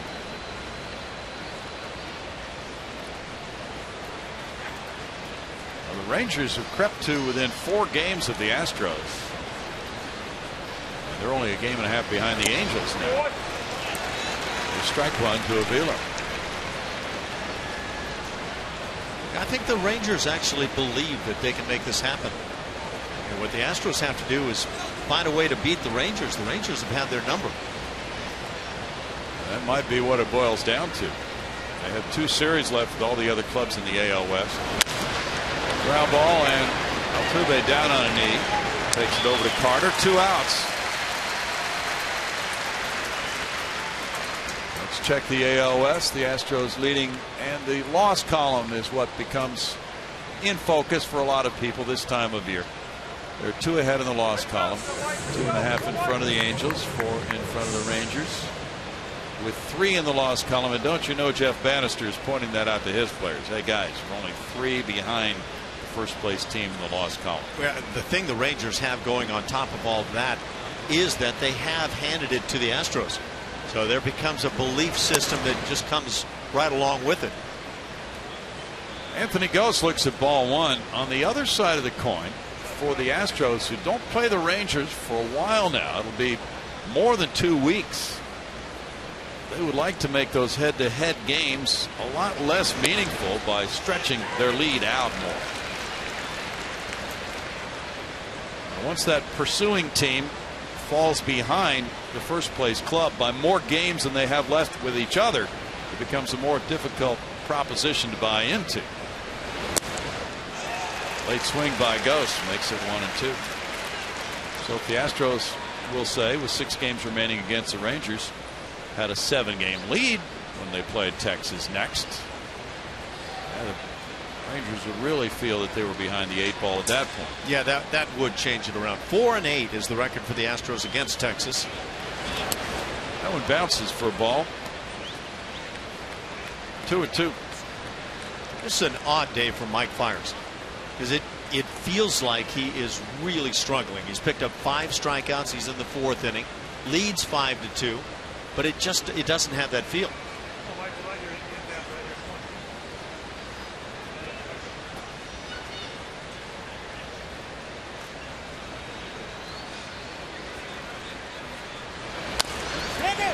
Ball bounced to Carter. That's 6 straight retired by Fiers, and the Astros come up in the home 4th with the 9-1-2 batters getting ready, leading 5-2.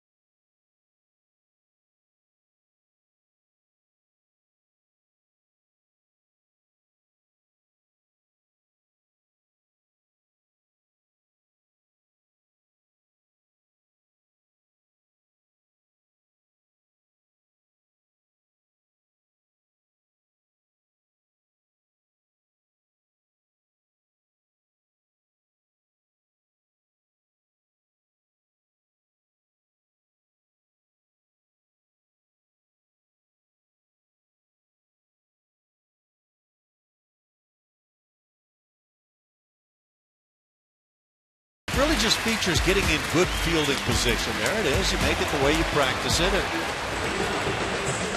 Yeah, pretty classic. Of course, if you're Jake Marisnick, you're not too pleased about what went on right there. That will be seen by many. Matt Boyd has had his moments, but he's also given up 2 bombs to Colby Rasmus. One of those coming in a 4-run second inning. So Marisnick comes around again for the second time against Boyd. Having hit that ground ball up the middle, only to have the play spoiled by Boyd. We talked earlier about rubber games, where that term came from in baseball.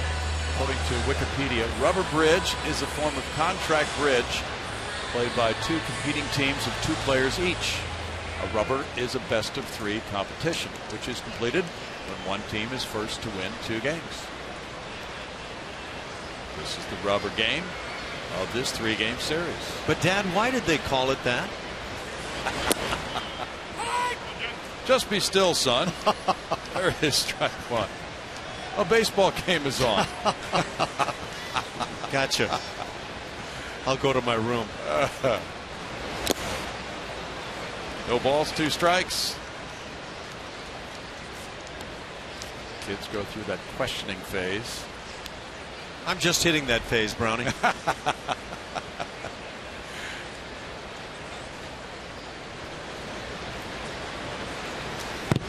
We've all been on those road trips, right? Oh, yeah. How much longer road trips? Yeah, how many more questions could we possibly have in this car during these 8 hours today? Let's stop and get some ice cream, okay? 1 and 2.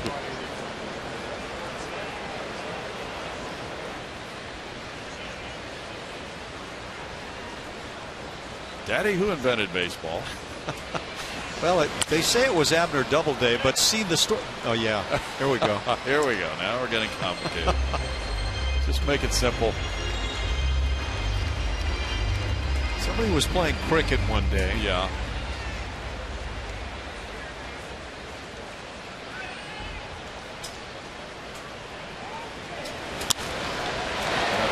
JD, that ball goes foul. You guys used to think up entirely different concepts about how to play this sport once upon a time. Oh, yeah, absolutely. You guys would ruminate about, well, if we could have the infielders come in and tackle the batter, that could put a different kind of spin. Now, see, you're stretching things now, unless that was JD, but I've got one, yeah. Struck him out. All right, what's yours? Well, I used to afford the offensive team 2 blockers that could position themselves anywhere on the field they wanted, with the exception of the mound and a circle around first base and home plate. And those blockers had freedom to go for it. Therefore, your defensive players had to become blockers as well, and you had to put on plays if there was a pop-up and such. And so it becomes a rather intriguing notion, I think. So you're trying to turn baseball into rugby? I think 2-3 games a week. Yeah. Load up your rosters, about a 40-man roster. Well, the medical staff would be very busy with your concept of how to change this sport. Mike Ditka is coming back as a blocker. Jose Altuve takes ball 1. He's 1 for 2. Can you imagine J.J. Watt in his football offseason going for it? Get it. He can wipe out an entire infield all by himself. Not surprisingly, that pop-up drops. Baltimore's crushing Oakland 17-2 in the bottom of the 6th inning.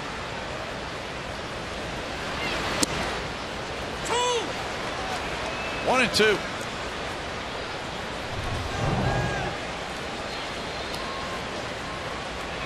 That's a slow floater. I think Jose probably questioned himself why he chose to take that one.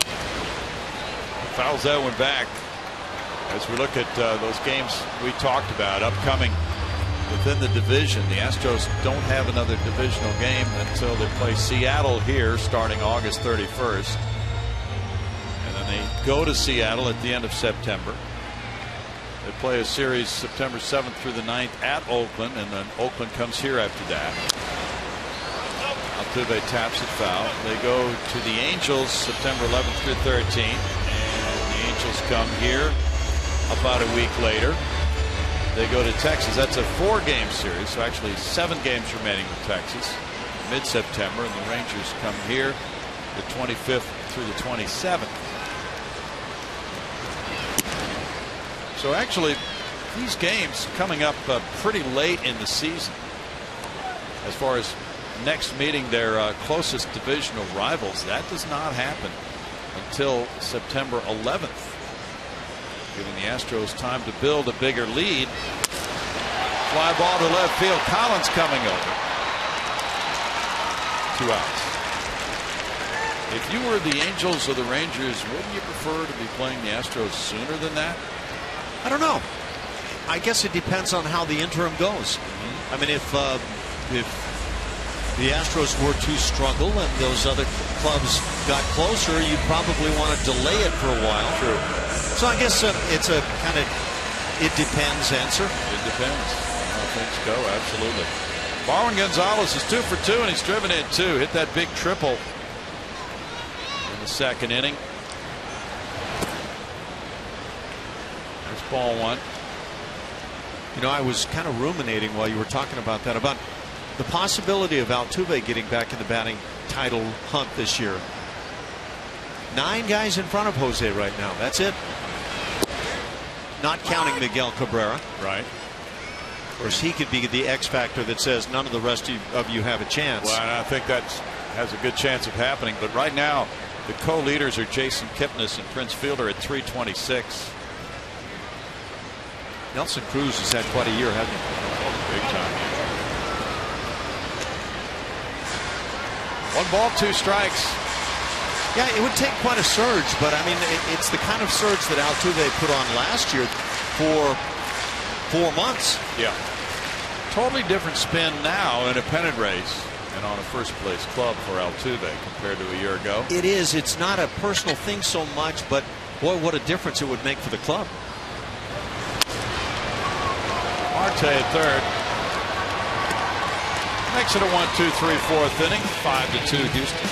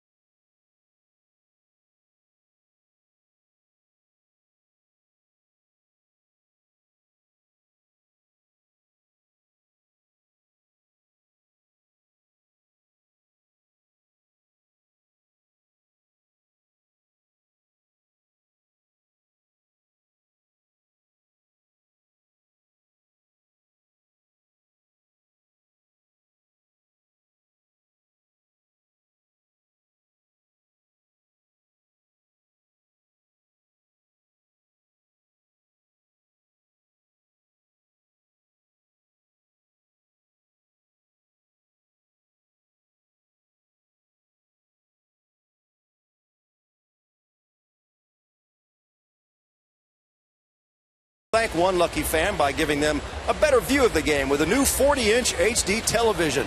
Just follow us on Twitter at Root Sports SW now through August 31st and look for your chance to win. Visit rootsports.com for official rules. Guys, back up to you. Thank you, Bart. That's quite a prize. 40-inch HD TV. Mike Fiers with a 5-2 lead. Comes out for the 5th inning. It's the top of the order here with Ian Kinsler batting. He's 0 for 2.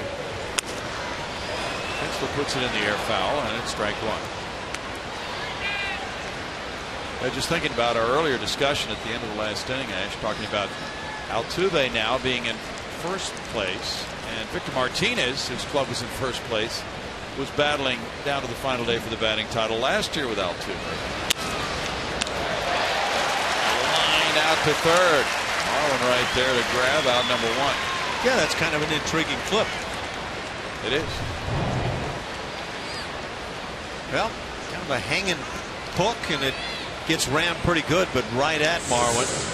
Doesn't hurt to have good fortune on your side. Not a bit. Iglesias reached on an error and scored, and he walked.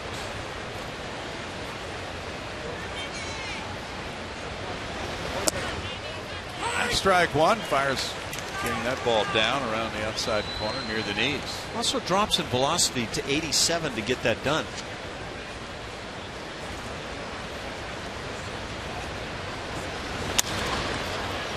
To right field, Marisnick. 2 line drive outs. You know, I think Jake was battling the lights right there, but Yep. he puts on the battle in a fashion that looks much easier than a lot of guys will. He is an exceptional outfielder. That was one of those at that height that might have been right where he looks up into that bank of lights. Put the glove up to try to help him, but it's hard to get help on a ball like that. Cabrera doubled in a run, and he walked. Correa makes it a 5-pitch inning for Fires in the middle of the 5th inning. 5-2 Houston.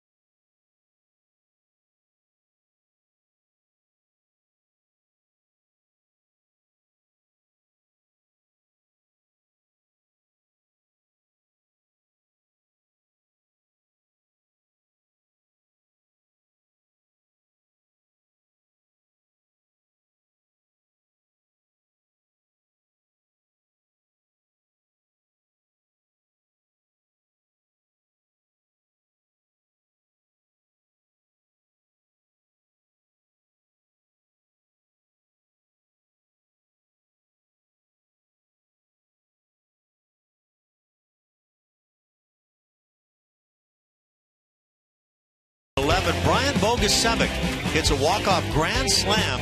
That came in the 11th inning off Cubs Carlos Marmol, giving the Astros a 6-5 win, ending a 7-game losing streak in the process. That's a big swing. He did have some power. Oppo, huh? Yep. Strike 1 to Carlos Correa. Astros lead at 5-2 as they bat in the home 5th inning. Carlos has a walk and an RBI single. 11 out of 13 plate appearances Carlos has reached. 0-2 now. Matt Boyd at 83 pitches, 51 have been strikes.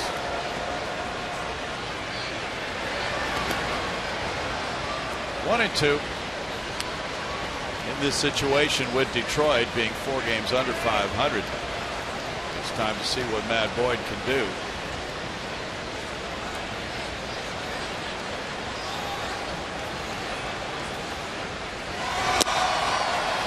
Strikes out Correa. Put that on your resume. That's not bad. Strikeout number 3.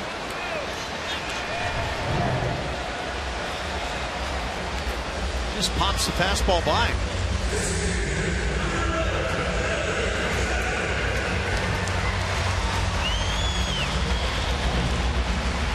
Kevin Gaddis is 0 for 2. Athletics are really taking a beating on their ERA. The Astros now have the top ERA in the American League. Oakland was leading for a while. There's ball one. You know, the Astros, to my recollection, have not been in the top spot all season long, so I think you're right.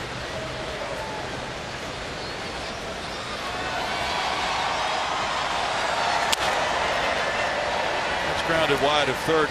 Coming into this game, the Astros ERA was 3.46, the best in the American League. And the Oakland A's have surrendered 17 earned runs so far at Baltimore. And they're in the 7th inning. Starter Kendall Graveman was tagged for 6 earnings and 3 1/3. 2-0. Dan Otero gave up 8 earned runs in 1 1/3. Edward Mujica surrendered 3 earned runs in 1 inning. Adam Jones has a pair of homers, giving him 22. The Birds are 3 above 500 now.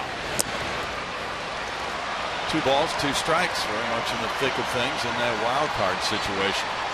You know, Billy Beane is not inclined to like to take the heat himself. I wonder if Bob Melvin could be in trouble out there as the manager. Good question.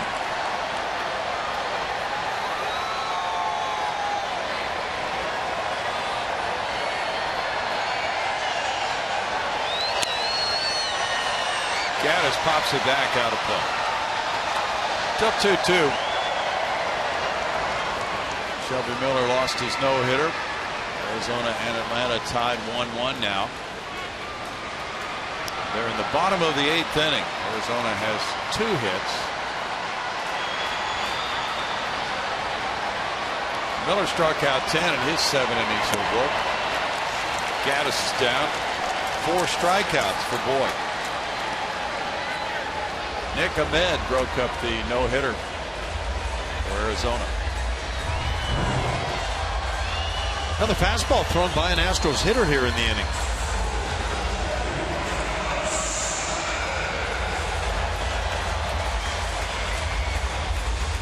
Carlos Gomez has popped up twice in this game.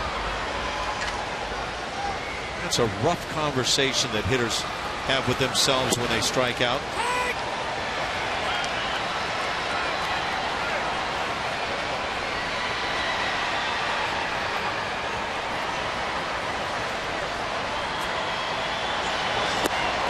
Big cut, and it's 0-2. Rangers and the Rays are tied 3-3. Middle of the 3rd inning in Arlington.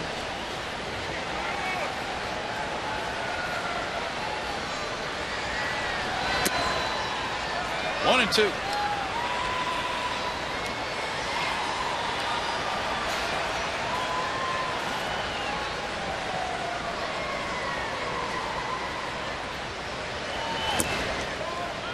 Two balls, 2 strikes with Colby Rasmus on deck. Colby has hit 2 home runs today. This is the 10th time this season an Astro has hit 2 homers in a game.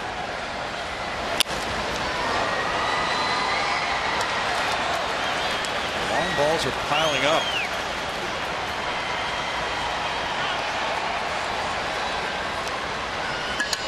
I think we could have come out of spring training guessing that the Astros would have a great shot to lead the league in home runs. Collins in left center. Catches out number 3, and after 5, it's 5-2 Houston.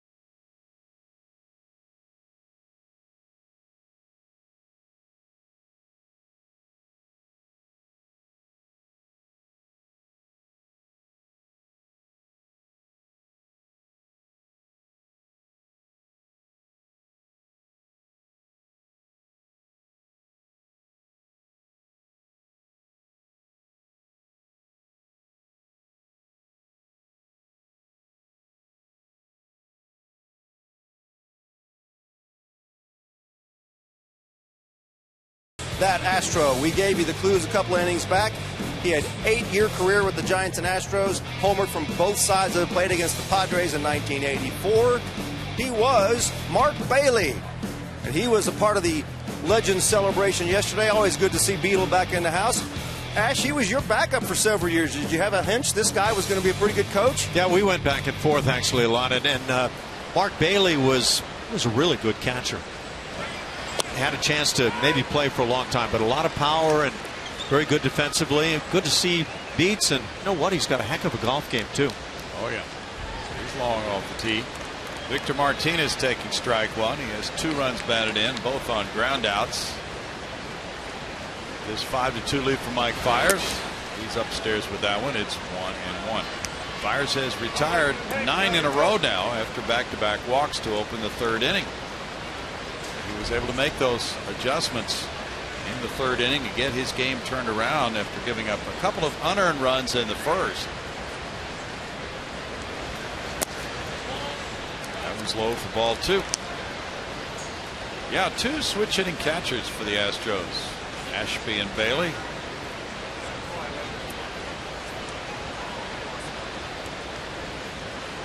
Mark is working with the young catchers in the organization now. We heard about one of them last night, Perez from Morgan Ensberg. Liner into right field.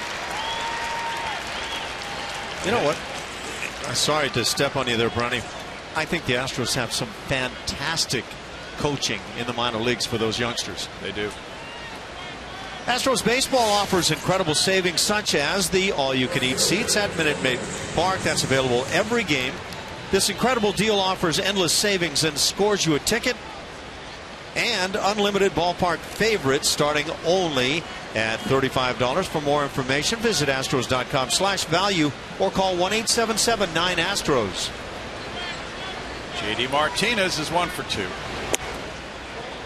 Breaking balls high for ball 1.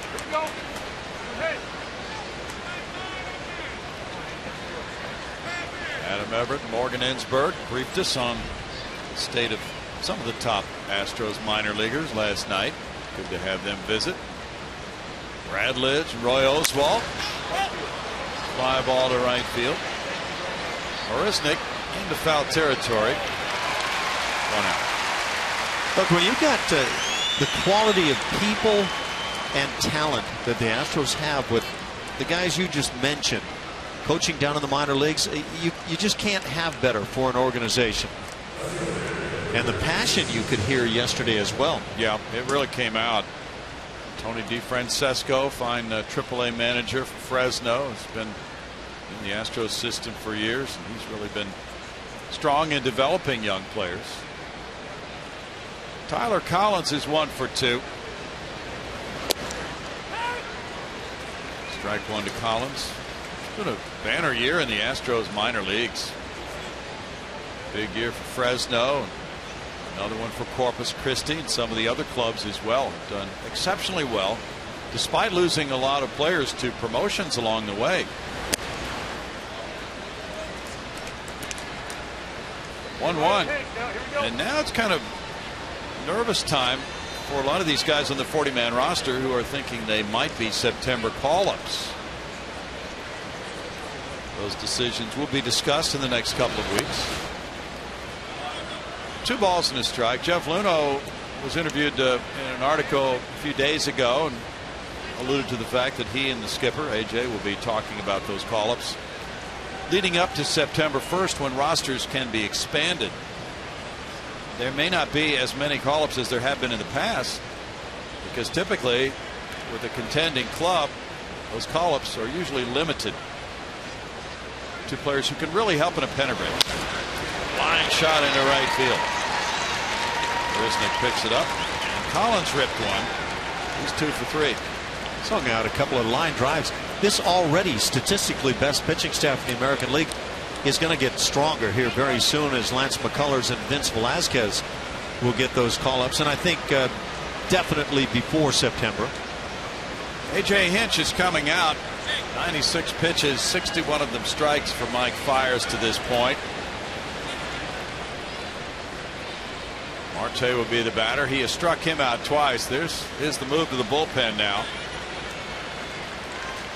The Flyers had retired 9 in a row coming into this inning, but a couple of sharply hit balls have fallen in for Detroit. It's 5-2 Houston. Back in a moment.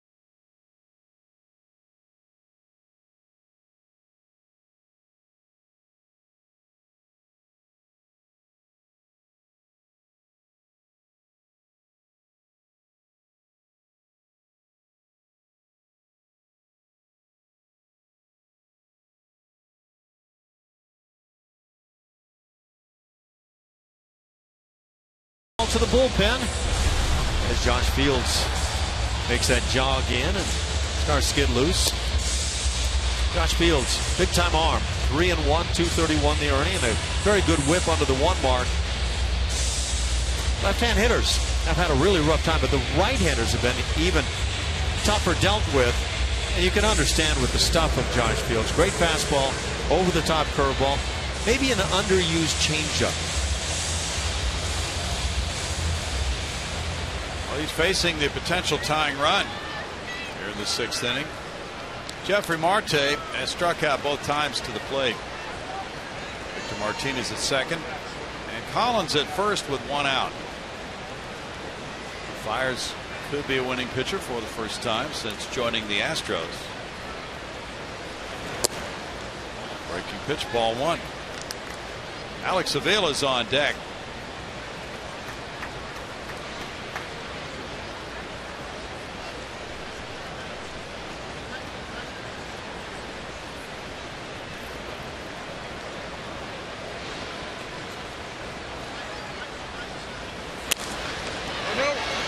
Popped up, and the fans are getting ready to receive this one.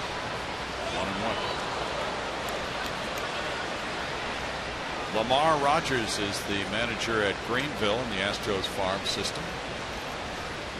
These guys are pretty anonymous, aren't they? They don't get a whole lot of attention. Ed Romero, former Astros coach, is managing at Tri-City this year. Chris Holt is the pitching coach there.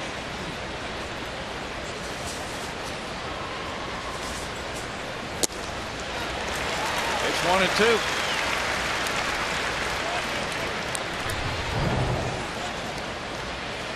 Is that over the top yacker? Josh Bonifay is managing at Quad Cities.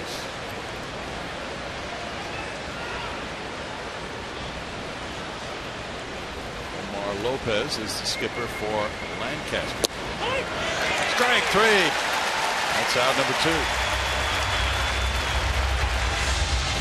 Third time Marte struck out. Fields isn't typically the guy that just spots everything, but that's pretty well spotted and a beneficial call.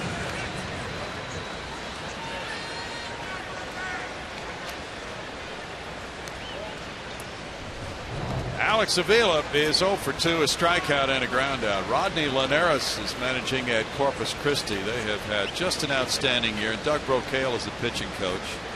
He has been instrumental in developing good major league talent. Yeah, there's another guy, one of those names that just jumps out with the passion and the knowledge. Strike to Avila.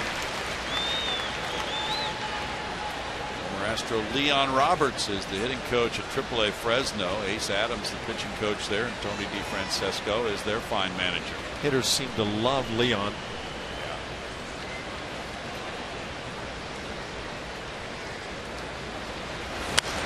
Fouled away, so the September call-ups, which are usually announced, well, it might be after the 1st of September, because with these clubs all headed for the playoffs, AAA, AA clubs will be going into the playoffs. So a lot of times those players stay with their teams until their playoff run is finished. I think with the additions of McCullers and Velasquez, you're pretty well set. Other guys might have roles to perform in tight games that go extra innings. But, yeah, I think it's pretty well set with those two guys.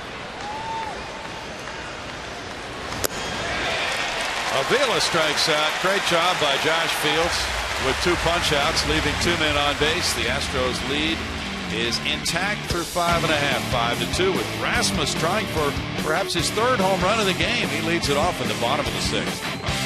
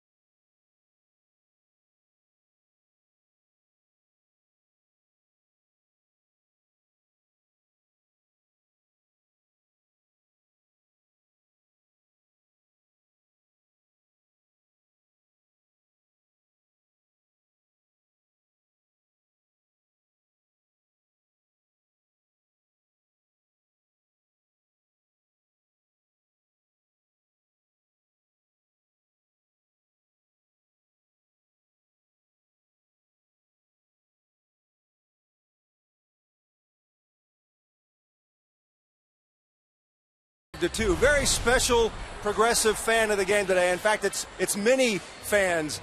Teddy Kirkpatrick is going to represent all of the World War II veterans who are here today, taking part or about to take part in an honor flight mission to go up to see the World War II memorial up in Washington. Mr. Kirkpatrick, it's great to have you here today. I'm pleased to be here. Now, you went into the Air Force at the age of 19 in 1942. Is that right? That's correct. And you knew at that time you were going in, and you guys had one heck of a fight on your hands against a very scary evil, didn't you? Well, before the war, I was doing engineering work for the war. And then when Pearl Harbor happened, you know, we were all going to go in, and I was in college. So I tried to get in the Air Force, couldn't. Drafted, put it in the Air Force anyhow. Well, this is the 70-year anniversary of the end of World War II. Does it seem like it's been 70 years to you? I think of it quite often, almost every night. I remember a lot of the close calls and so forth. Yeah. I actually flew 37 missions. My goodness. And I was in the 8th Air Force in the 379 Bomb Group, which is called the Grand Slam Group because we had the best record of all the things that they kept records on. We were number 1. That's great. In the Pacific? No, I was flying out of England. Oh, you were in Europe. Okay. I was flying B-17s, the Flying Fortress. Yes. Okay. Well, so they're trying to put together a trip for everybody to get up there and see the World War II Memorial. You have seen it already. Pretty special, isn't it? Yes, but I'm also working for the Honor Flight trying to raise money to send. Good. I've raised several thousands of dollars. Well, we certainly appreciate everything you and all of these gentlemen did all those years ago. The world owes you a debt of gratitude we can never repay. Thank you, gentlemen. Thanks for being here today. We hope you enjoy the game. And you are collectively, you, Mr. Jones, you are our progressive fans of the game. enjoy the rest of the game. Thanks for being here, guys. Brownie, back to you. Thank you, Bart. Greatest generation. Colby Rasmus batting against relief pitcher Buck Farmer, just in the game after Boyd went 5 innings, allowing 6 hits, 5 runs. And it's 2-2 on Rasmus, who's belted a pair of home runs in this game. Boyd walked 3 and he fanned 4. Farmer in 6 games, 3 as a starter, 0-2 with an 8.18 ERA. 4th stint with the Tigers this season. He's 24, from Conyers, Georgia, and Georgia Tech. He strikes out Rasmus. Those were some guys that dealt with true pressure. Oh, boy.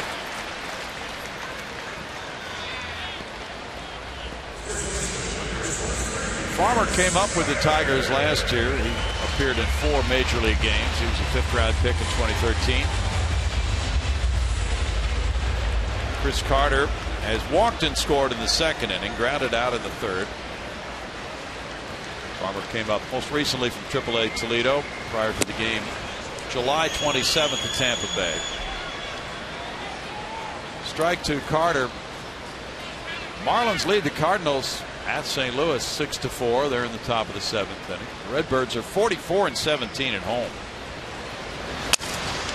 Broken bat roller. Iglesias. Strong throw. 2 outs. There's a kid you're going to hear about for a long time as a great-looking defensive shortstop. And he swings the bat, for that matter. He does some interesting drills in his pregame routine on footwork. You can see how that footwork is so strong as part of his game. Of course, we were talking about the great coaching the Astros have in the minor league system. Omar Vizquel as your infield coach with these guys, the Tigers. Doesn't get much better than that. No. Hank Conger has a strikeout and a walk today. Strike 1 for Buck Farmer. Jason Hayward's belted a pair of homers for the Redbirds, giving him 11 this season.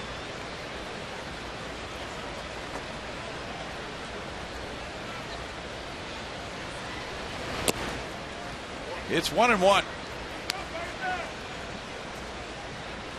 Cubs and White Sox are in the bottom of the 7th inning. White Sox shutting out the Cubbies 3-0. Trying to slow down that red hot Chicago Cubs team, which has won 9 in a row now. Grounded to 2nd, and Kinsler turns it into the 3rd out. We move to the 7th, 5-2 Houston.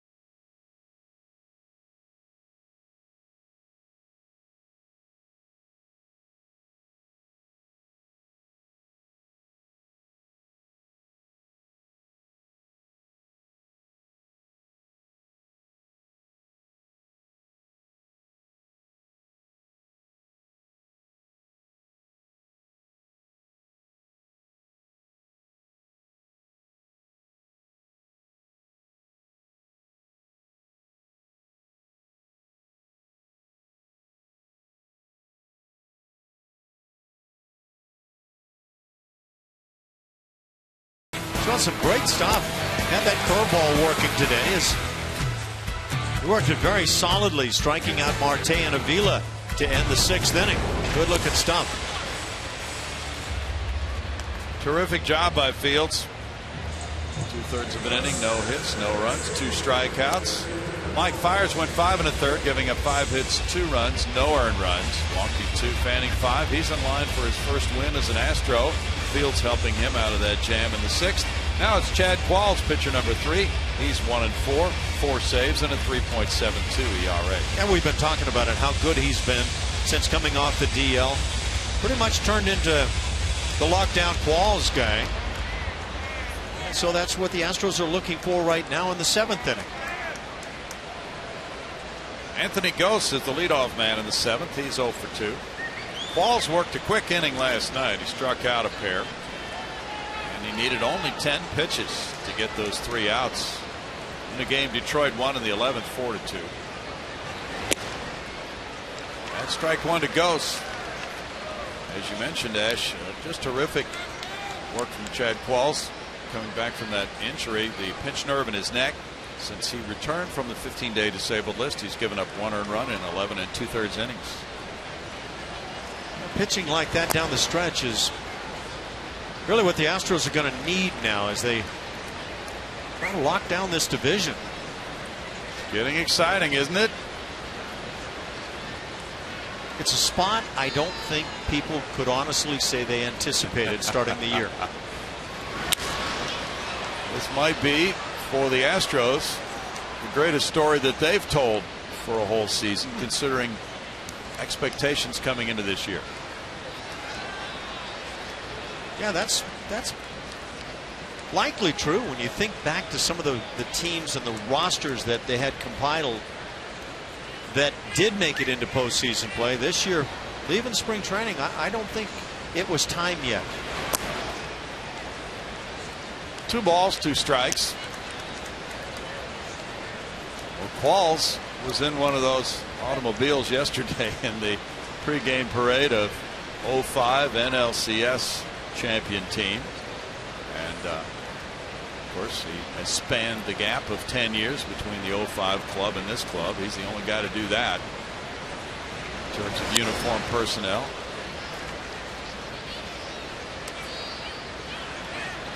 You don't suppose he got any good-natured ribbing when he got back to the bullpen after being in that car? Come on, Pops, sit down, hang out with us. Chris Sale has quite a game going for the White Sox, shutting out the Cubs 3-0 in the top of the 8th with 15 punch-outs in his first 7 innings, giving up 1 hit. Up the middle, a sharp ground ball single, and Gose is aboard. Is Clayton Kershaw or anybody in the game as dominant as Chris Sale when he's on his game? Don't think so. He just has a style that no one duplicates right now. Electric stuff, difficult delivery to pick up. I just don't think left-handers have a chance against him. No, they really don't. Not from his arm angle. Ian Kinsler's 0 for 3. Not unless they don't have any regard for their own safety. Runner takes off. Here's a throw from Conger, bouncing and not in time. Gose gets his 18th steal. Yeah, I think the mindset right now, quite honestly, for teams that feel like they can run, and with Anthony Gose you have to believe you can run, is when Hank Conger's behind the plate, you're going to go ahead and go after the numbers. The numbers say that he's not going to throw you out.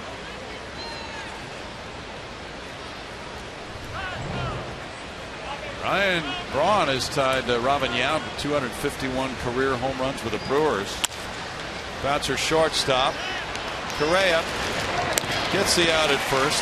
Gose taking third on out number 1. Gose really got a good jump. Correa glanced over at third base, but with a 3-run lead, that's not the prudent play. Let's take a look at it, and you can see, and Gose can really run. This ball right behind him. Was there a shot? Maybe.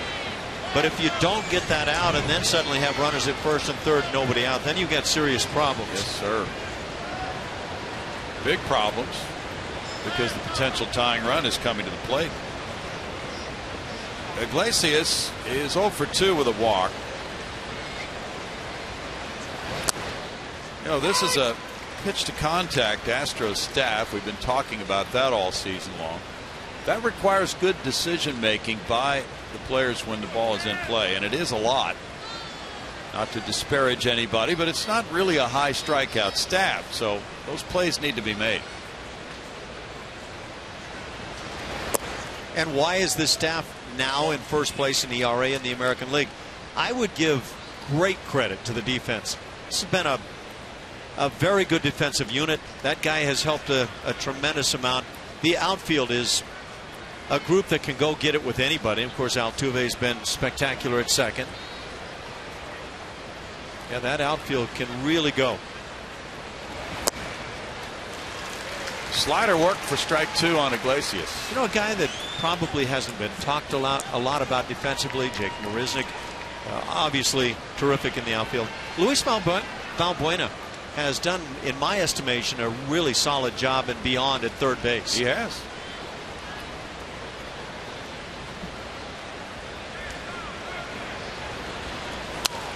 Fouled away, and as we watch these next 6 weeks unfold, the defensive play is really going to be important for this club.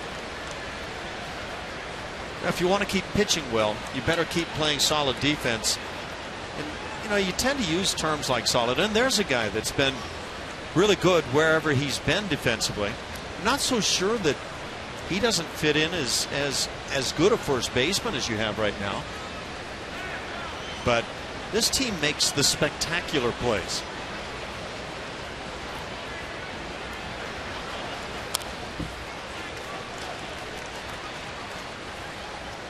Still a ball and 2 strikes on Iglesias.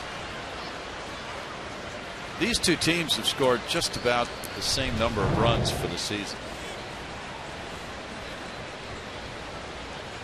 As a catcher, you get those glancing foul tips, and kind of intriguing that Hank throws that elbow out, that right elbow, like he did on that pitch, but those glancing blows will take their toll.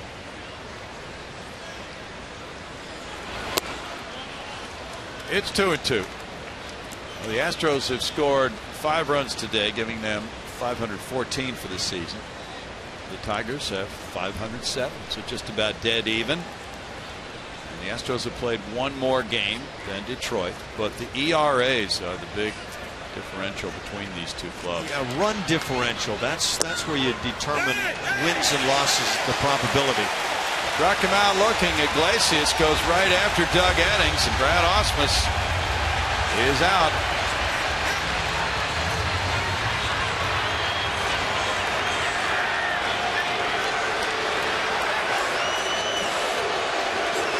Doug Eddings appears to be allowing a pretty sizable leash. Yep. And maybe he felt after calling this a strike that he might have made a mistake. And let's take our peek. Well, it wasn't well received, let's put it that way, but it's within that strike box. Watch the glove of Hank Conger continue downward, and that leaves the impression that the pitch was nowhere close. And I think if you can read lips at all, you can see that that's not an invitation to an upcoming party.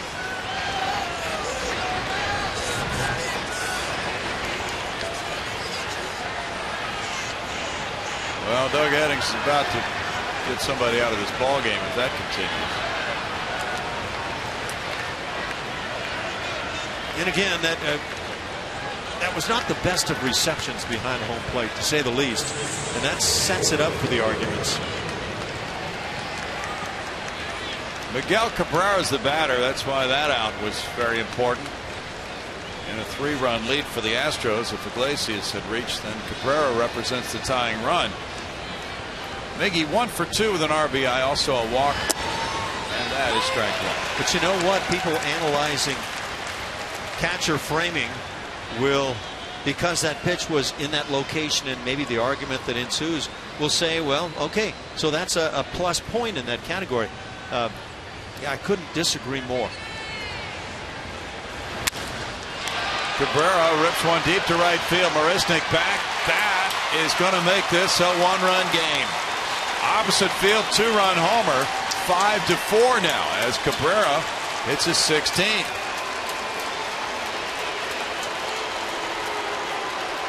That's a 3 RBI day for Cabrera. 57 runs batted in for the season, and the Astros are up by 1.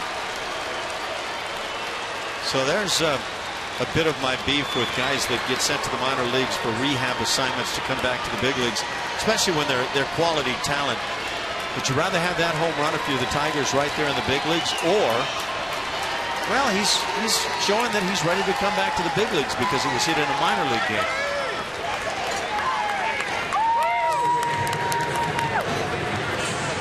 Now Victor Martinez will bat.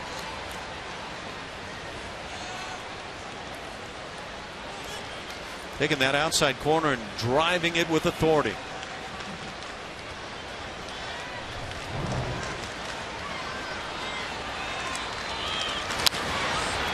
Ground ball, Carter. That'll do it in the 7th, but the Tigers make it a 1-run lead for the Astros. 2 runs on 2 hits. We're checking to see if Ian Kinsler might have been tossed out of this game. But right now we'll be listening to God Bless America.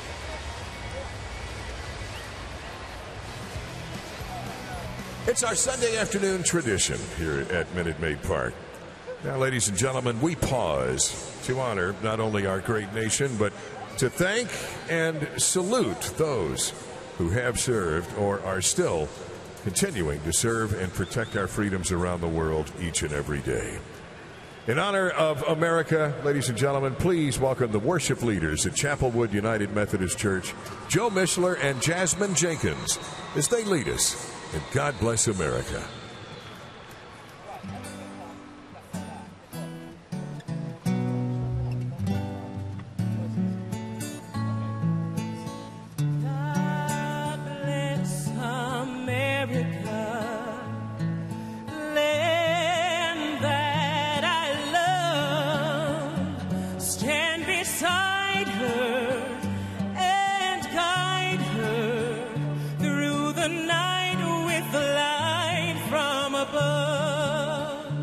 From the mountains to the prairies to the oceans, wide with foam, God bless America, my home sweet home. God bless America, my home sweet home.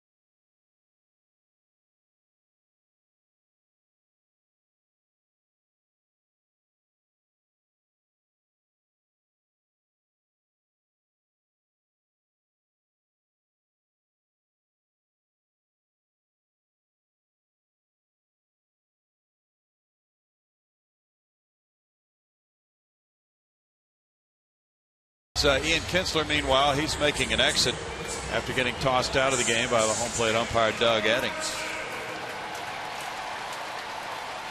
See ya. Yep, so a new second baseman is required, and Brad Ausmus has put Andrew Romine at second. Jake Marisnick is the batter. The Astros leading by 1. Buck Farmer gets a foul pop out of play for strike 1. He had a 1-2-3 6th inning in relief of Matt Boyd. Ian Kinsler ought to know better than that. That hurts the Tigers. Break for the Astros.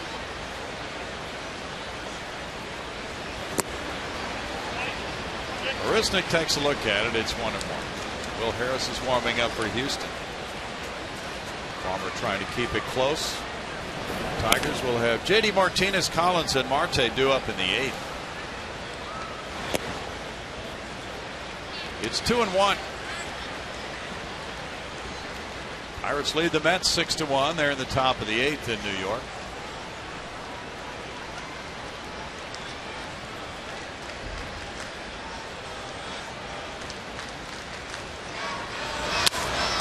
Marisnick lines, and it's caught by Romine.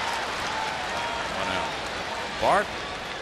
Thank you, Bill. Want to let fans know that kids' tickets are free for the Rays Astros games coming up on August 17th through the 20th. Bring your family to Minute Maid Park and get up to 2 free kids' tickets with the purchase of 1 adult ticket in select seats. For more information, go to astros.com/kidsfree or call 1-877-9-ASTROS to take advantage of a great deal, guys. Yes, it is. See you tomorrow night through Thursday with the kids. Jose Altuve's 1 for 3. Fouling it for strike 1. Tampa Bay Rays are here for those Knights, a 4-game series starting tomorrow night. They are in contention for a playoff spot. One of the surprise teams around the majors this year in terms of being where they are this late in the season. Topped by Altuve, and it's 0-2. Baltimore continues to pound on Oakland 18-2 in the top of the 9th at Baltimore. Seattle is 2 up on Boston 8-6 top of the 9th at Fenway. Jackie Bradley Jr. has had the game of his life. 7 runs batted in. A shot into left field. Altuve's second hit. It came on the 0-2 pitch. He's 2 for 4. Earlier in the game we mentioned it. Now it's time for it. It's Miller time, brought to you by Miller Lite. It's a 2-run triple by Marwin Gonzalez in the second. Huge swing in the ball game. And Marwin just gaps it perfectly. Easy for Altuve to score from first base on that one. But another one of the big shots by Marwin Gonzalez. That little pushing something off the shoulder thing has become the what is that? It's what the Astros are doing right now anyway. Yeah. I think Carlos Gomez may have imported that from Milwaukee.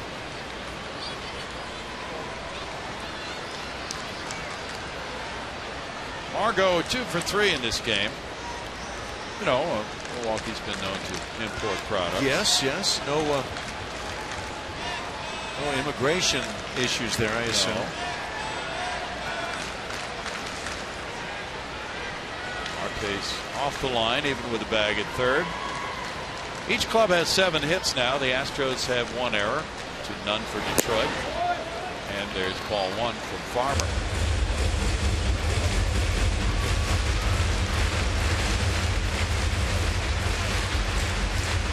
Franklin Gutierrez has hit a pair of home runs for Seattle, giving him 7 this year.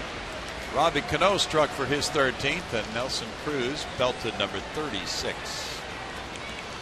Mr. Cruz is having a big year. He leads the American League in long balls. That's nothing new. 2-0. Mike Trout had a nice little lead there for a while.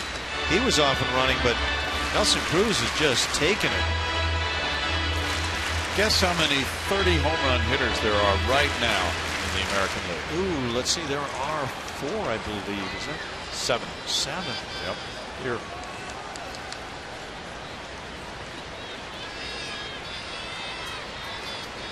Chris Davis hit 2 more last night. He has 34. Yeah, he's taken over the RBI lead too.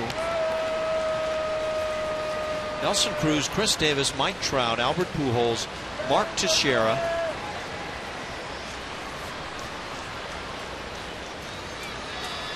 Josh Donaldson, JD Martinez. Is that your 7? Yep. 3-0 to Margot. Brewers lead the Phillies 6-0. They're in the top of the 8th inning in Milwaukee. Ryan Braun hit his 21st. We talked about that being a milestone, tying him with Robin Yount. 251 career homers as a Brewer.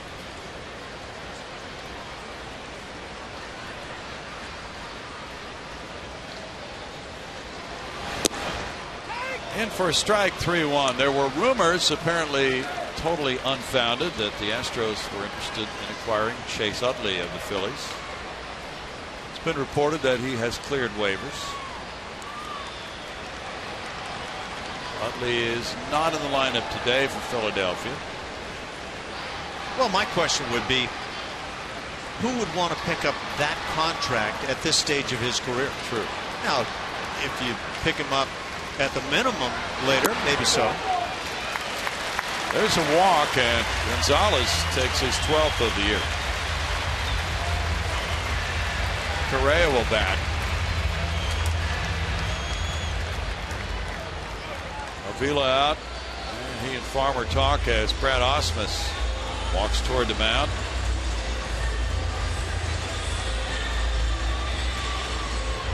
Brad's got that managerial walk worked out pretty well. Can't be too fast. Has to be no other place on earth you'd rather get to slower.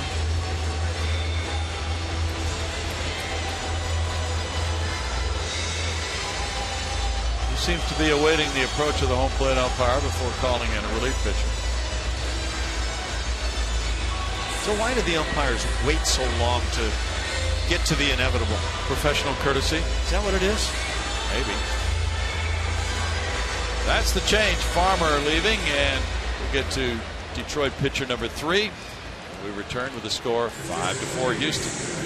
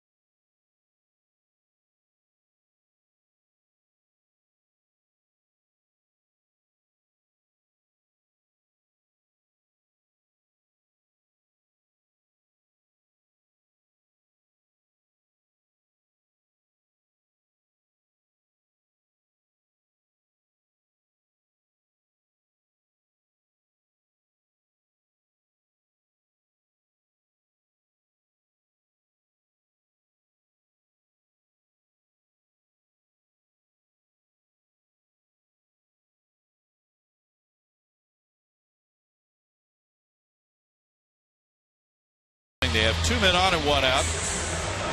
And it's Carlos Correa against Albuquerque, who retired Correa Friday night. In 52 games, Albuquerque 2-0 with a 2.86 ERA. Now 29 years of age. 5th year in the major leagues. It's a big confrontation right here as Albuquerque pitches for the 2nd straight game. He worked a scoreless inning last night. And he was the winning pitcher in the 11th, 4-2, Detroit beating Houston.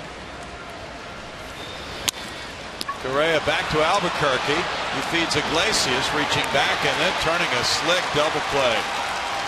1-6-3 to end the 7th inning. With no runs, a hit, and a man left. We move to the 8th. It's 5-4 Astros.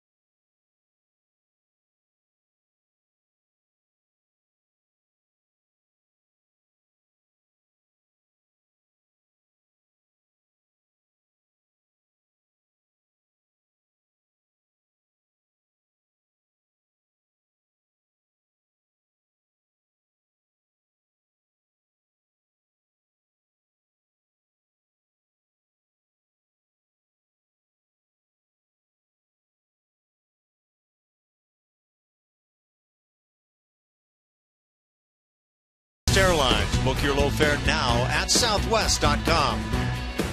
And by Jack in the Box. For a limited time, try the new Portobello Mushroom Buttery Jack with melted garlic herb butter. It's a 5-4 Astros lead here in the 8th inning, and Will Harris comes on now to work it for the Astros.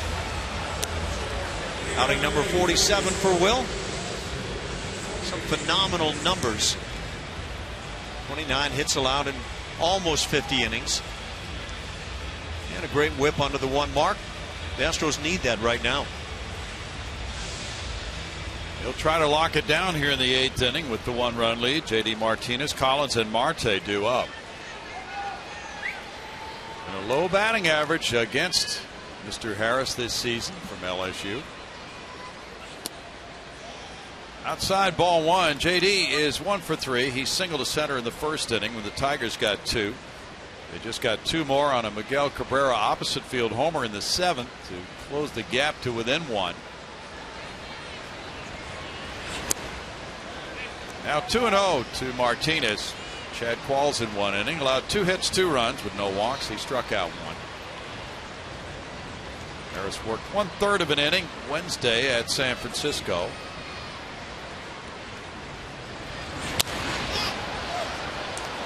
That goes back out of play, so he's had a little rest.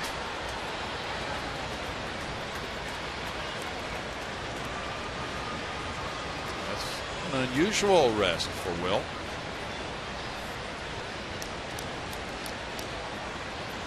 But he leads the club in relief innings with 49 2/3. He gets a strike. It's 2-1.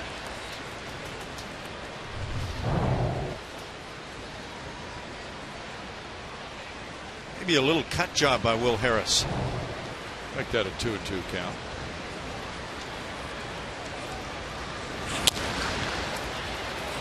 Marwin charging, throwing, he throws it away, and it goes out of play. There will be a runner at second with nobody out if J.D. Martinez reaching. Such a tough play. Looked like Marwin had made it. He got rid of that ball very quickly, but obviously in the end it was offline. But what more do you do there other than get that throw on line? Left Chris Carter with no shot. Ruled a hit and an error by Marwin Gonzalez.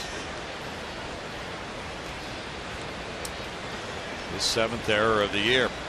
Throw tailing into the runner. Now that gives the Tigers an opening, down by 1. Runner on second, nobody out for Collins, who has hit the ball well twice, 2 for 3.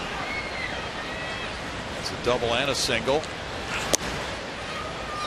He looks at ball 1. Marte on deck.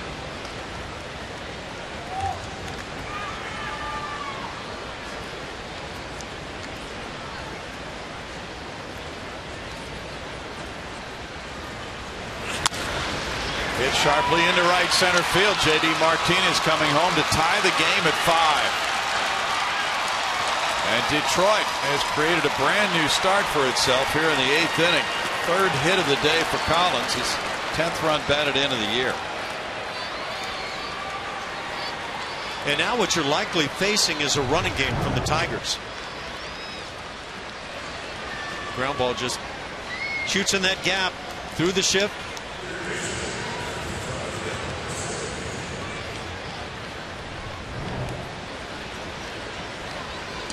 Marte, who struck out all 3 times, will be the batter.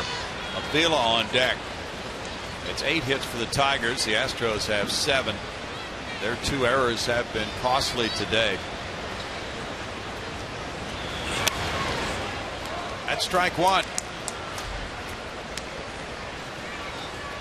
Mike Fiers no longer can be the winning pitcher for the first time in an Astros uniform today. Get another chance. Will Harris pitched 4 times on the last road trip. There's strike 2. Alex Wilson's warming up for Detroit. Braves beat the Diamondbacks 2-1 in 10 in Atlanta. Wilson warms up. Wilson could be pitching for the third time in this 3-game series soon.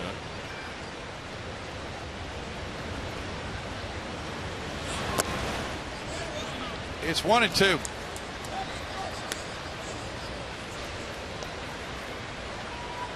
Cameron Maben hit his 9th home run for Atlanta to win it in the bottom of the 10th inning over Arizona.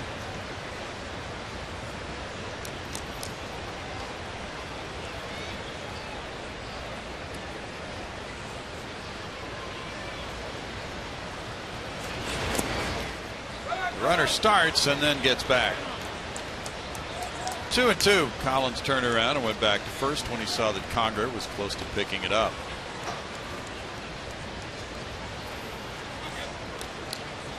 Texas leads 5-3 over Tampa Bay in the middle of the 5th inning now.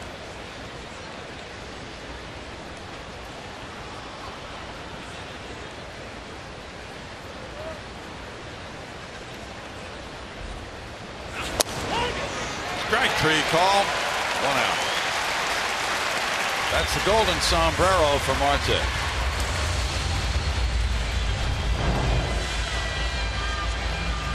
You never want to wear that sucker, but second time today he's been caught on a fastball right there. Yeah. 3 times he's taken 3rd strikes.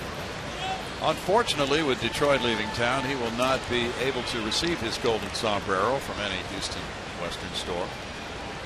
Well, I think they get it to the guys. Oh, do they forward it? Okay. Alex Avila is 0 for 3.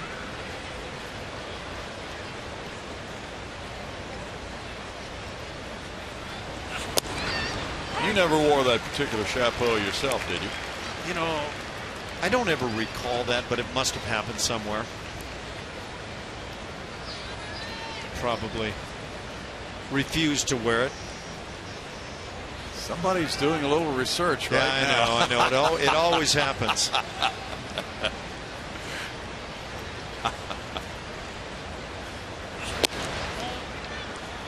It's 1-1. You can go to any lid shop in town and you won't find that bad boy. It's just not something you want to wear. Pitch was a strike. Toronto beat the Yankees 3-1. It's going to be a tight race in the AL East, it would appear. Certainly it's tight right now anyway.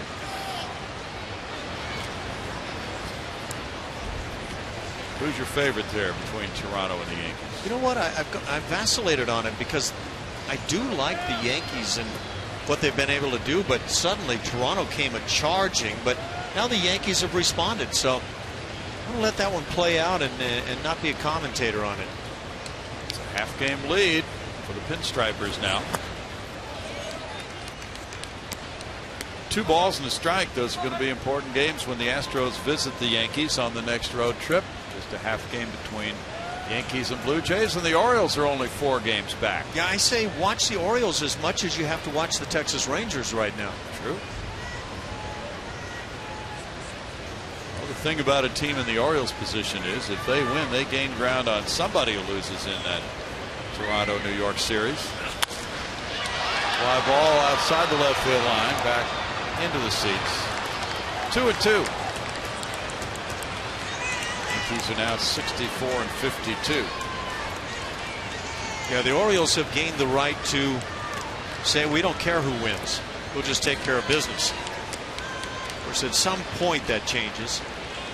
Drew Hutchison is now 12-2 with a 5.06 ERA. Does he still have the best run support in the league? He did have as of a short time ago. Not sure if he does at the moment.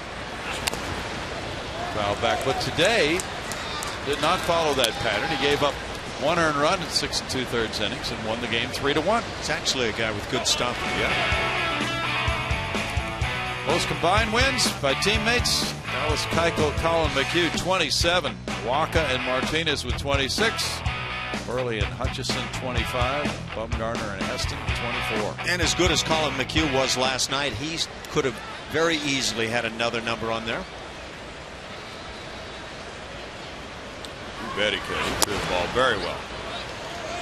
3 balls, 2 strikes.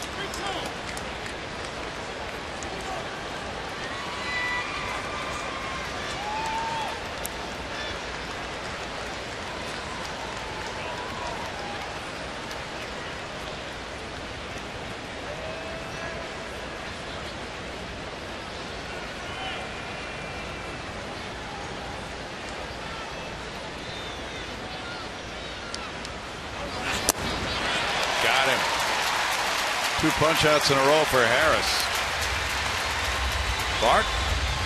Thank you, Brownie. Hey, fans, follow the Astros all season with MLB.com. At Bat, the #1 app for live baseball. At Bat is up to the moment at any moment with in-game highlights, live look-ins, replay reviews, radio broadcasts, StatCast, and more. Get MLB.com at Bat for your smartphone or your tablet. Guys, back to you.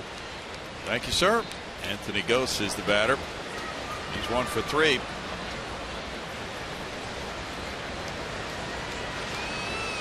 Runner takes off, and that ball is in the seats. Collins will come back to first with an 0-1 count on Gose.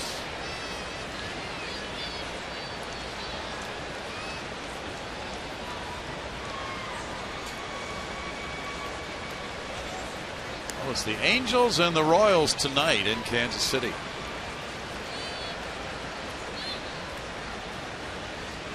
Royals are 70 and 46. And they've treated the home folk to some really good baseball. They have been terrific in that ballpark. Their team is really made for that park, Kauffman Stadium.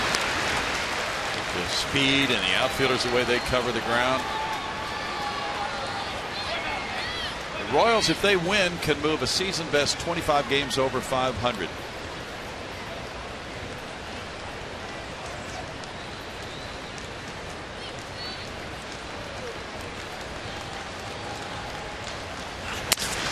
Broken bat roller goes foul. Omar Vizquel makes the play, of course, as he always does. Yeah, I think logic coming in as the season started this year said, okay, Kansas City made it to the World Series last year. It's not going to be as easy a road this year, and maybe they'll have their struggles look like the Tigers division to me to take, and it's been anything but.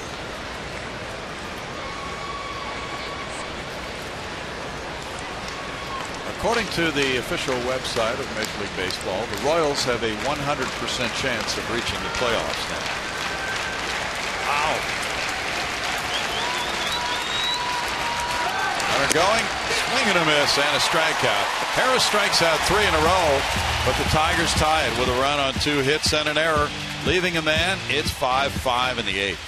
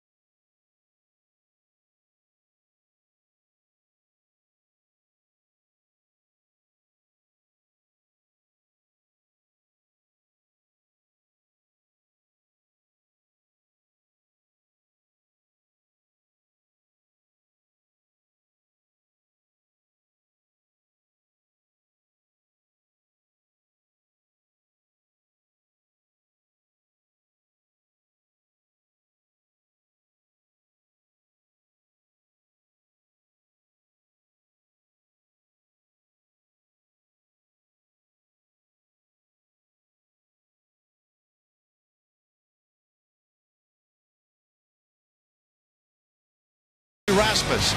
That's home run number 1 on the afternoon. And for Colby Rasmus, his 16th of the year, there's number 17 as he launched one, kissing it goodbye. It might take another one to win this game. Here's Evan Gattis. Strike 1 to Gattis, leading off the home 8th inning. He's 0 for 3. Gomez and Rasmus to follow. Albuquerque works. Buck Farmer in 1 1/3 innings, allowed 1 hit, no runs, had a walk and a strikeout. Albuquerque got the ground ball from Correa, turned it into a 1-6-3 double play. The Tigers tied it.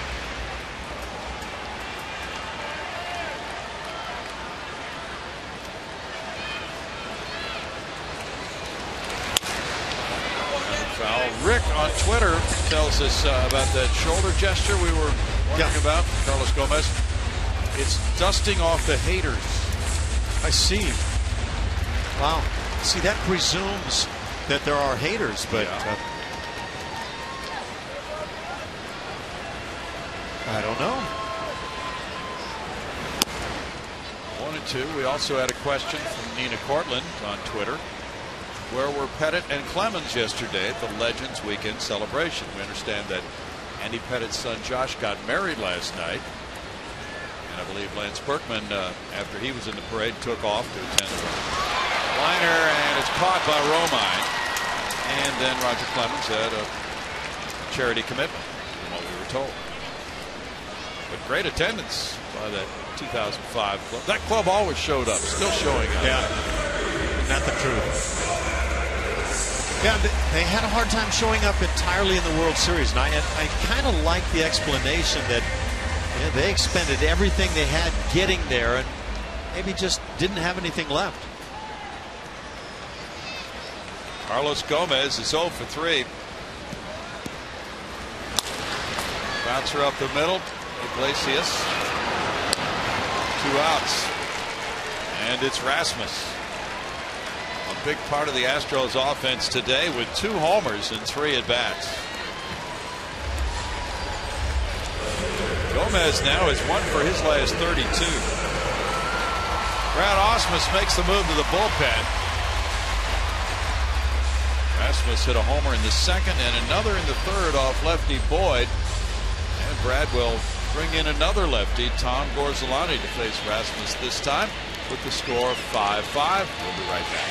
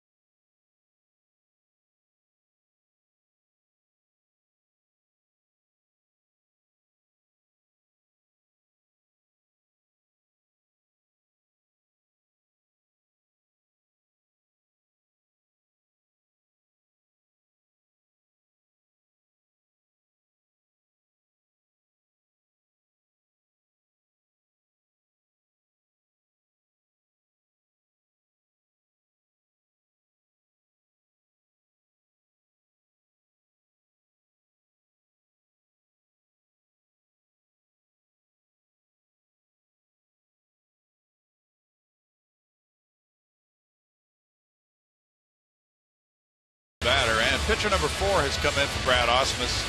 Lefty Tom Gorzolani, 35 years old. 1-1 with a 6.15 ERA in 33 games. Recalled to AAA last Sunday.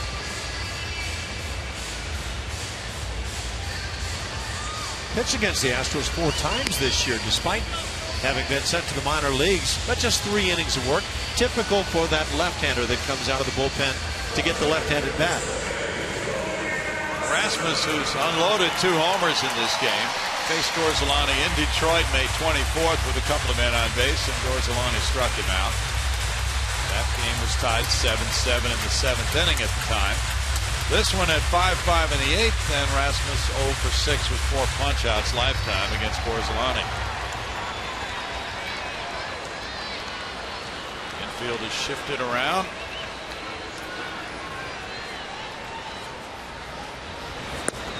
And there's ball 1 out wide. Cabrera is almost standing on the first base line. Last 3 home run game by an Astro was from Carlos Lee.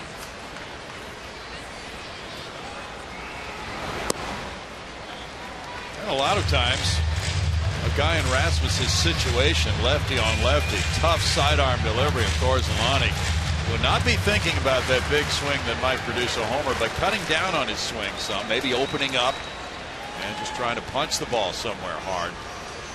Sounds logical, but when you've got that day going where you've taken a lefty deep already twice on the afternoon, I think it's hard to keep that out of your mind. Good point. Well, that's the karma that he might be feeling right now. Carter waiting to hit behind him if he reaches base.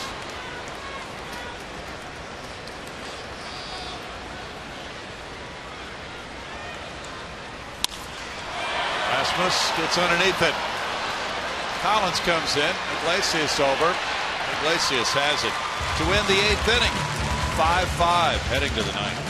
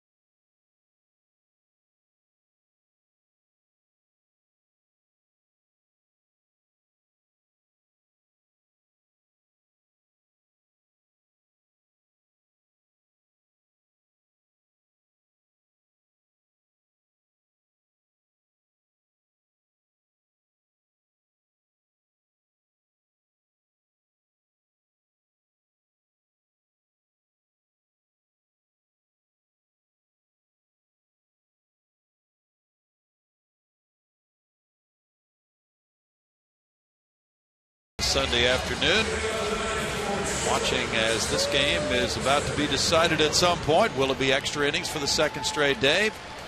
Well, we'll find out as the 9th inning unfolds here. And it's Andrew Romine leading it off. Ian Kinsler was the leadoff man. He was 0 for 4. He was tossed out of the game. And Romine took over in that leadoff spot for him. Ball 1 is upstairs from Will Harris. Romine, a .264 hitter, has 2 homers this season. He's had 106 at bats. That evens the count at 1-1.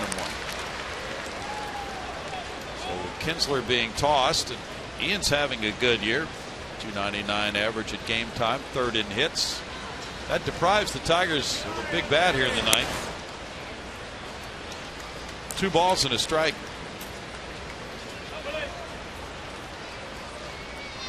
Yeah, I think if you're Brad Ausmus, you got to be pretty toasty over that ejection.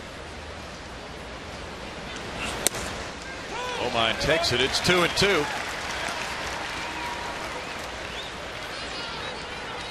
Romine got into last night's game late, grounded into a double play in the 11th inning, but the Tigers won it 4-2. Down on strikes, 1 out. That's 4 straight strikeouts for Will Harris.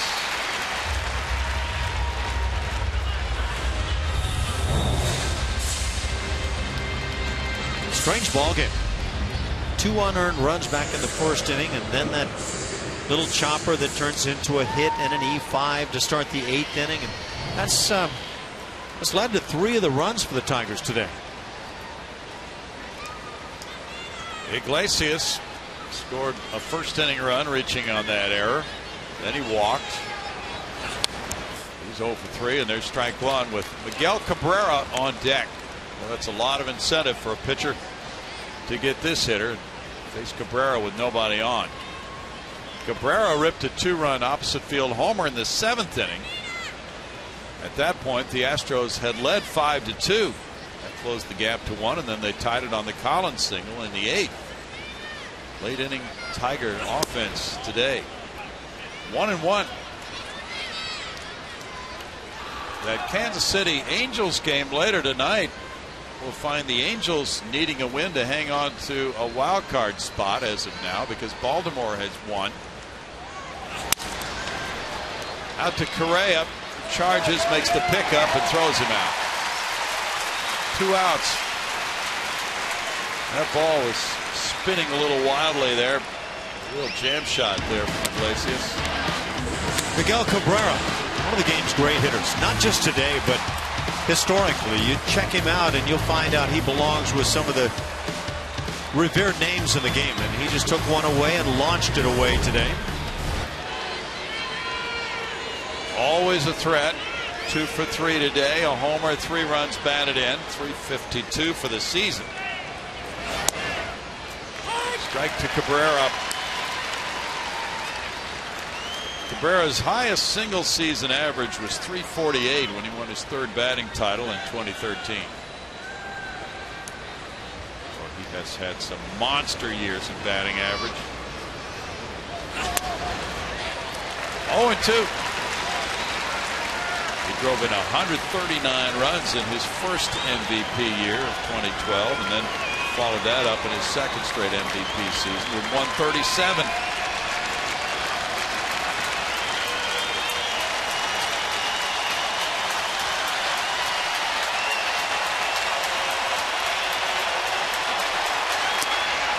Not chasing. It's 1-2. Victor Martinez on deck. The Astros have Carter, Conger, and Marisnick due up in their 9th inning.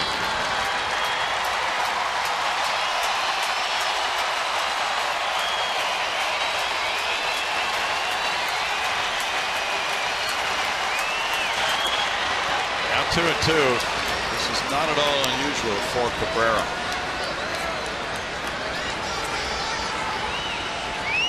Stays calm when he falls behind in the count.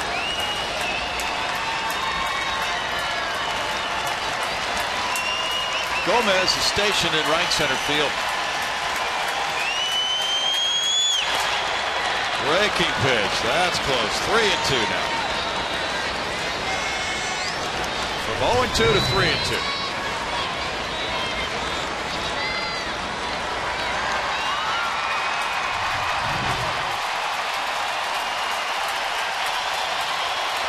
Big pitch coming for Will Harris. His 36th pitch. Breaking ball fouled. You see Miguel Cabrera instantly nodding with a smile of, hey, nice job. That was a good pitch. Yeah. And that's the kind of hitter he is. He knows who he is, and he knows that guys are coming after him. And, yeah, wow. Really? You're going to bring me that, huh? Game on.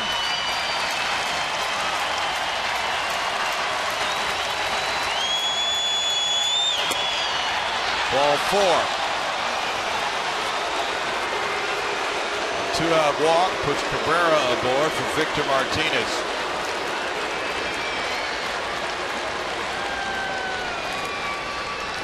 Victor's driven in 2 today, both on ground outs. He's 1 for 4.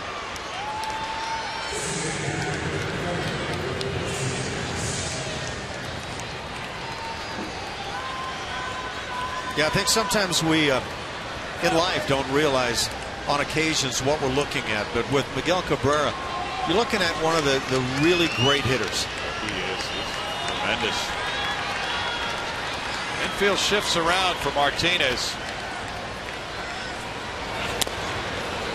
He grounds a foul. There's strike 1. Left-handed hitters have a 148 batting average against Will Harris.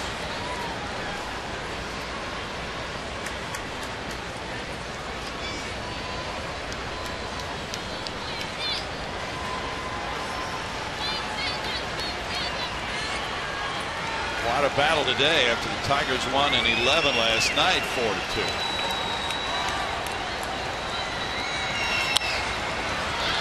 Fouled away.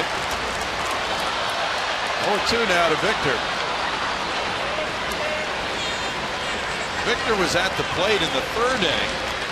Mike Fiers had walked the first two batters. He went to 3-2 and threw an inside pitch. Victor grounded out to first. He was also at 3-2 his first time up and grounded out to get a run home.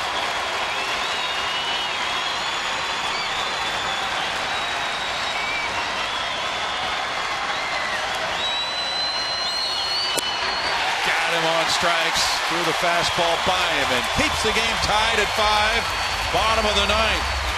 Carter, Conger, Marisnick duo.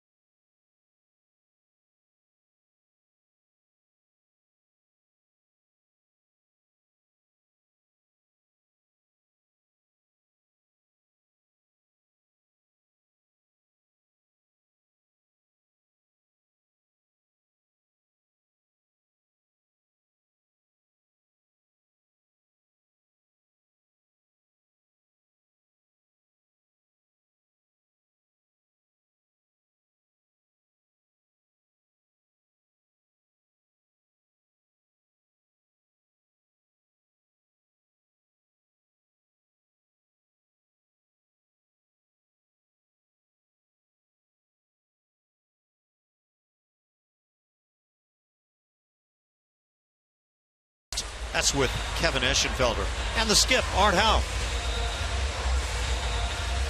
What will they be talking about? A last at-bat win for the Houston Astros. That's what Chris Carter would like to provide. He leads it off here in the home ninth inning. 5-5 game. The Astros have won 10 times in their final at-bat. Orsolani on the mound. Carter is 0 for 2, 2 groundouts and a walk. He scored a run. Conger on deck. Marisnick due up third. And strike one. Took a swing for you right there. He's one guy who can send everybody home happy. He's delivered 17 homers.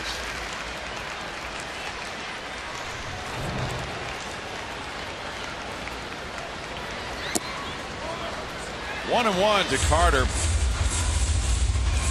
Carter has hit 189 against left-handed pitching with 6 home runs and 122 at-bats coming into this game.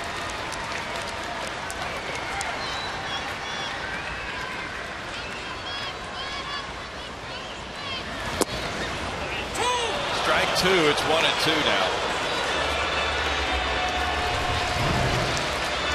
It's pretty much the same pitch that caused the uproar earlier. Caught a lot better in this instance.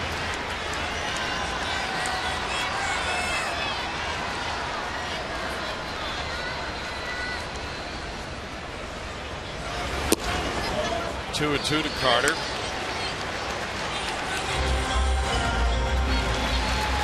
Astros have Jason Castro, Luis Valbuena, Preston Tucker, all left-handed batters on the bench, and switch hitter Jed Lowry.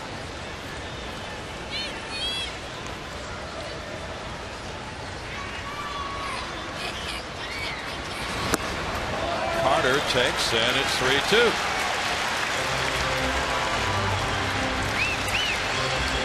Walked on a 3-2 pitch in the second against Matt Boyd.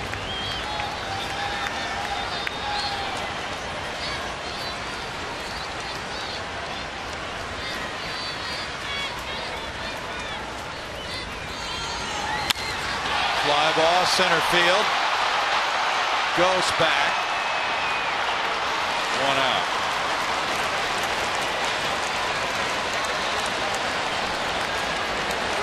Conger will be next. He's 0 for 2 with a walk.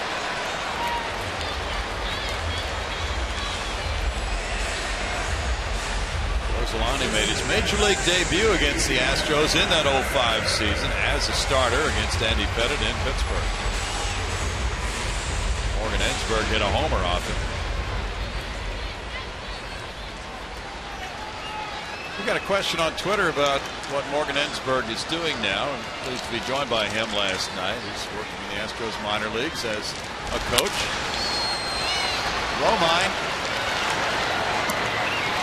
2 outs. And it's Jake Marisnick now. 0 for 3. Orsolani's retired 3 in a row since he came in. You know, and Morgan's so qualified to not only work with the third baseman, but with the hitters generally speaking. Even major league winning player attitude. Yeah. He described very well what players expect from coaches or hope to get from coaches.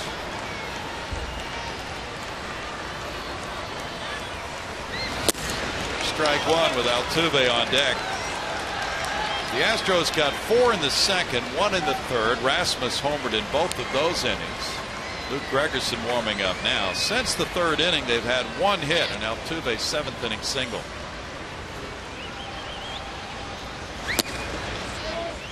One and one.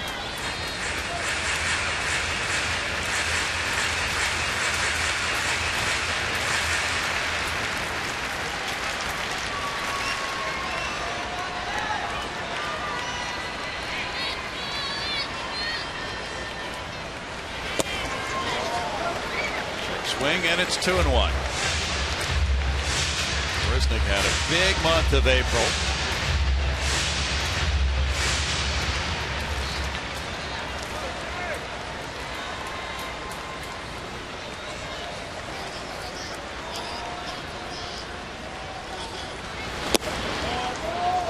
Three and one. He's been unable to duplicate that terrific month, but a hit here would certainly have to lift his spirits a little bit with that batting average at .227 at game time, and it's come down 3 points more.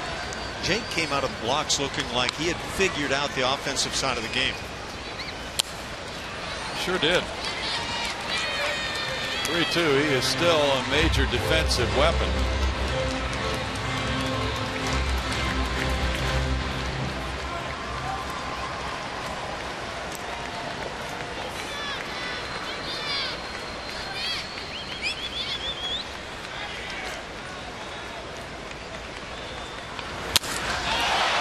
Shot to center field, goes back in, goes on the run. Deep drive by Marisnick, and it stays in play as he heads for third base. He stumbles a little bit, but he will make it with a triple. He looked back out there to see how far he had hit that ball, and it still was not a home run, but it's triple number 4 of the year for Marisnick. Oh, that's nice to see. Big, strong guy, and he can drive the baseball. He can flat run. And now, intriguing for Brad Ausmus, with Jose Altuve coming to the plate. As you get to watch Marisnick do some gliding. Yeah, there's that stumble you mentioned. But you better not get thrown out on that play, and I think Jake had that in his mind.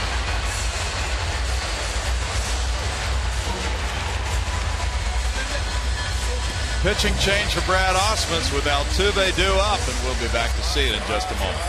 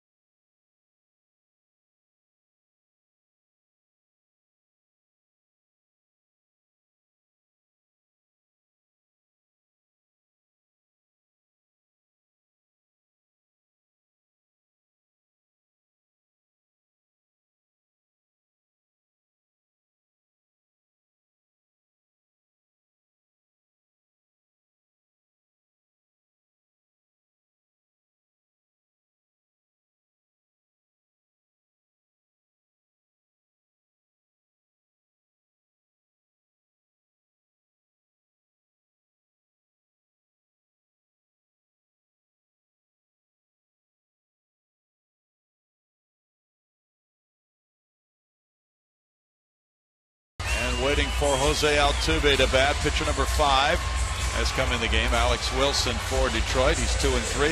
2 saves, a 1.83 ERA. He faced Altuve last night and retired him in the 8th inning on a line drive to left field. This is what you wanted, right? 2 outs, bottom of the 9th inning. Time to win it. Fans are standing for Altuve's at bat with Marisnick the runner. Wilson is pitching in all 3 games of this 3-game series. Gave up a run in the 5-1 Detroit loss Friday night on an RBI double by Chris Carter. Out into center field, Altuve will win this ball game. Jose Altuve smacked one into left center, and now he's being chased around the base paths by his teammates. An exuberant Houston Astros bunch. What a celebration on win number 64 of the year. Another bottom of the 9th delivery. And Altuve took advantage of a little bit of a shift there with the center fielder playing toward right center. That ball otherwise is likely handled, but it's just basically what you called for today, Brownie. Isn't that something? It's his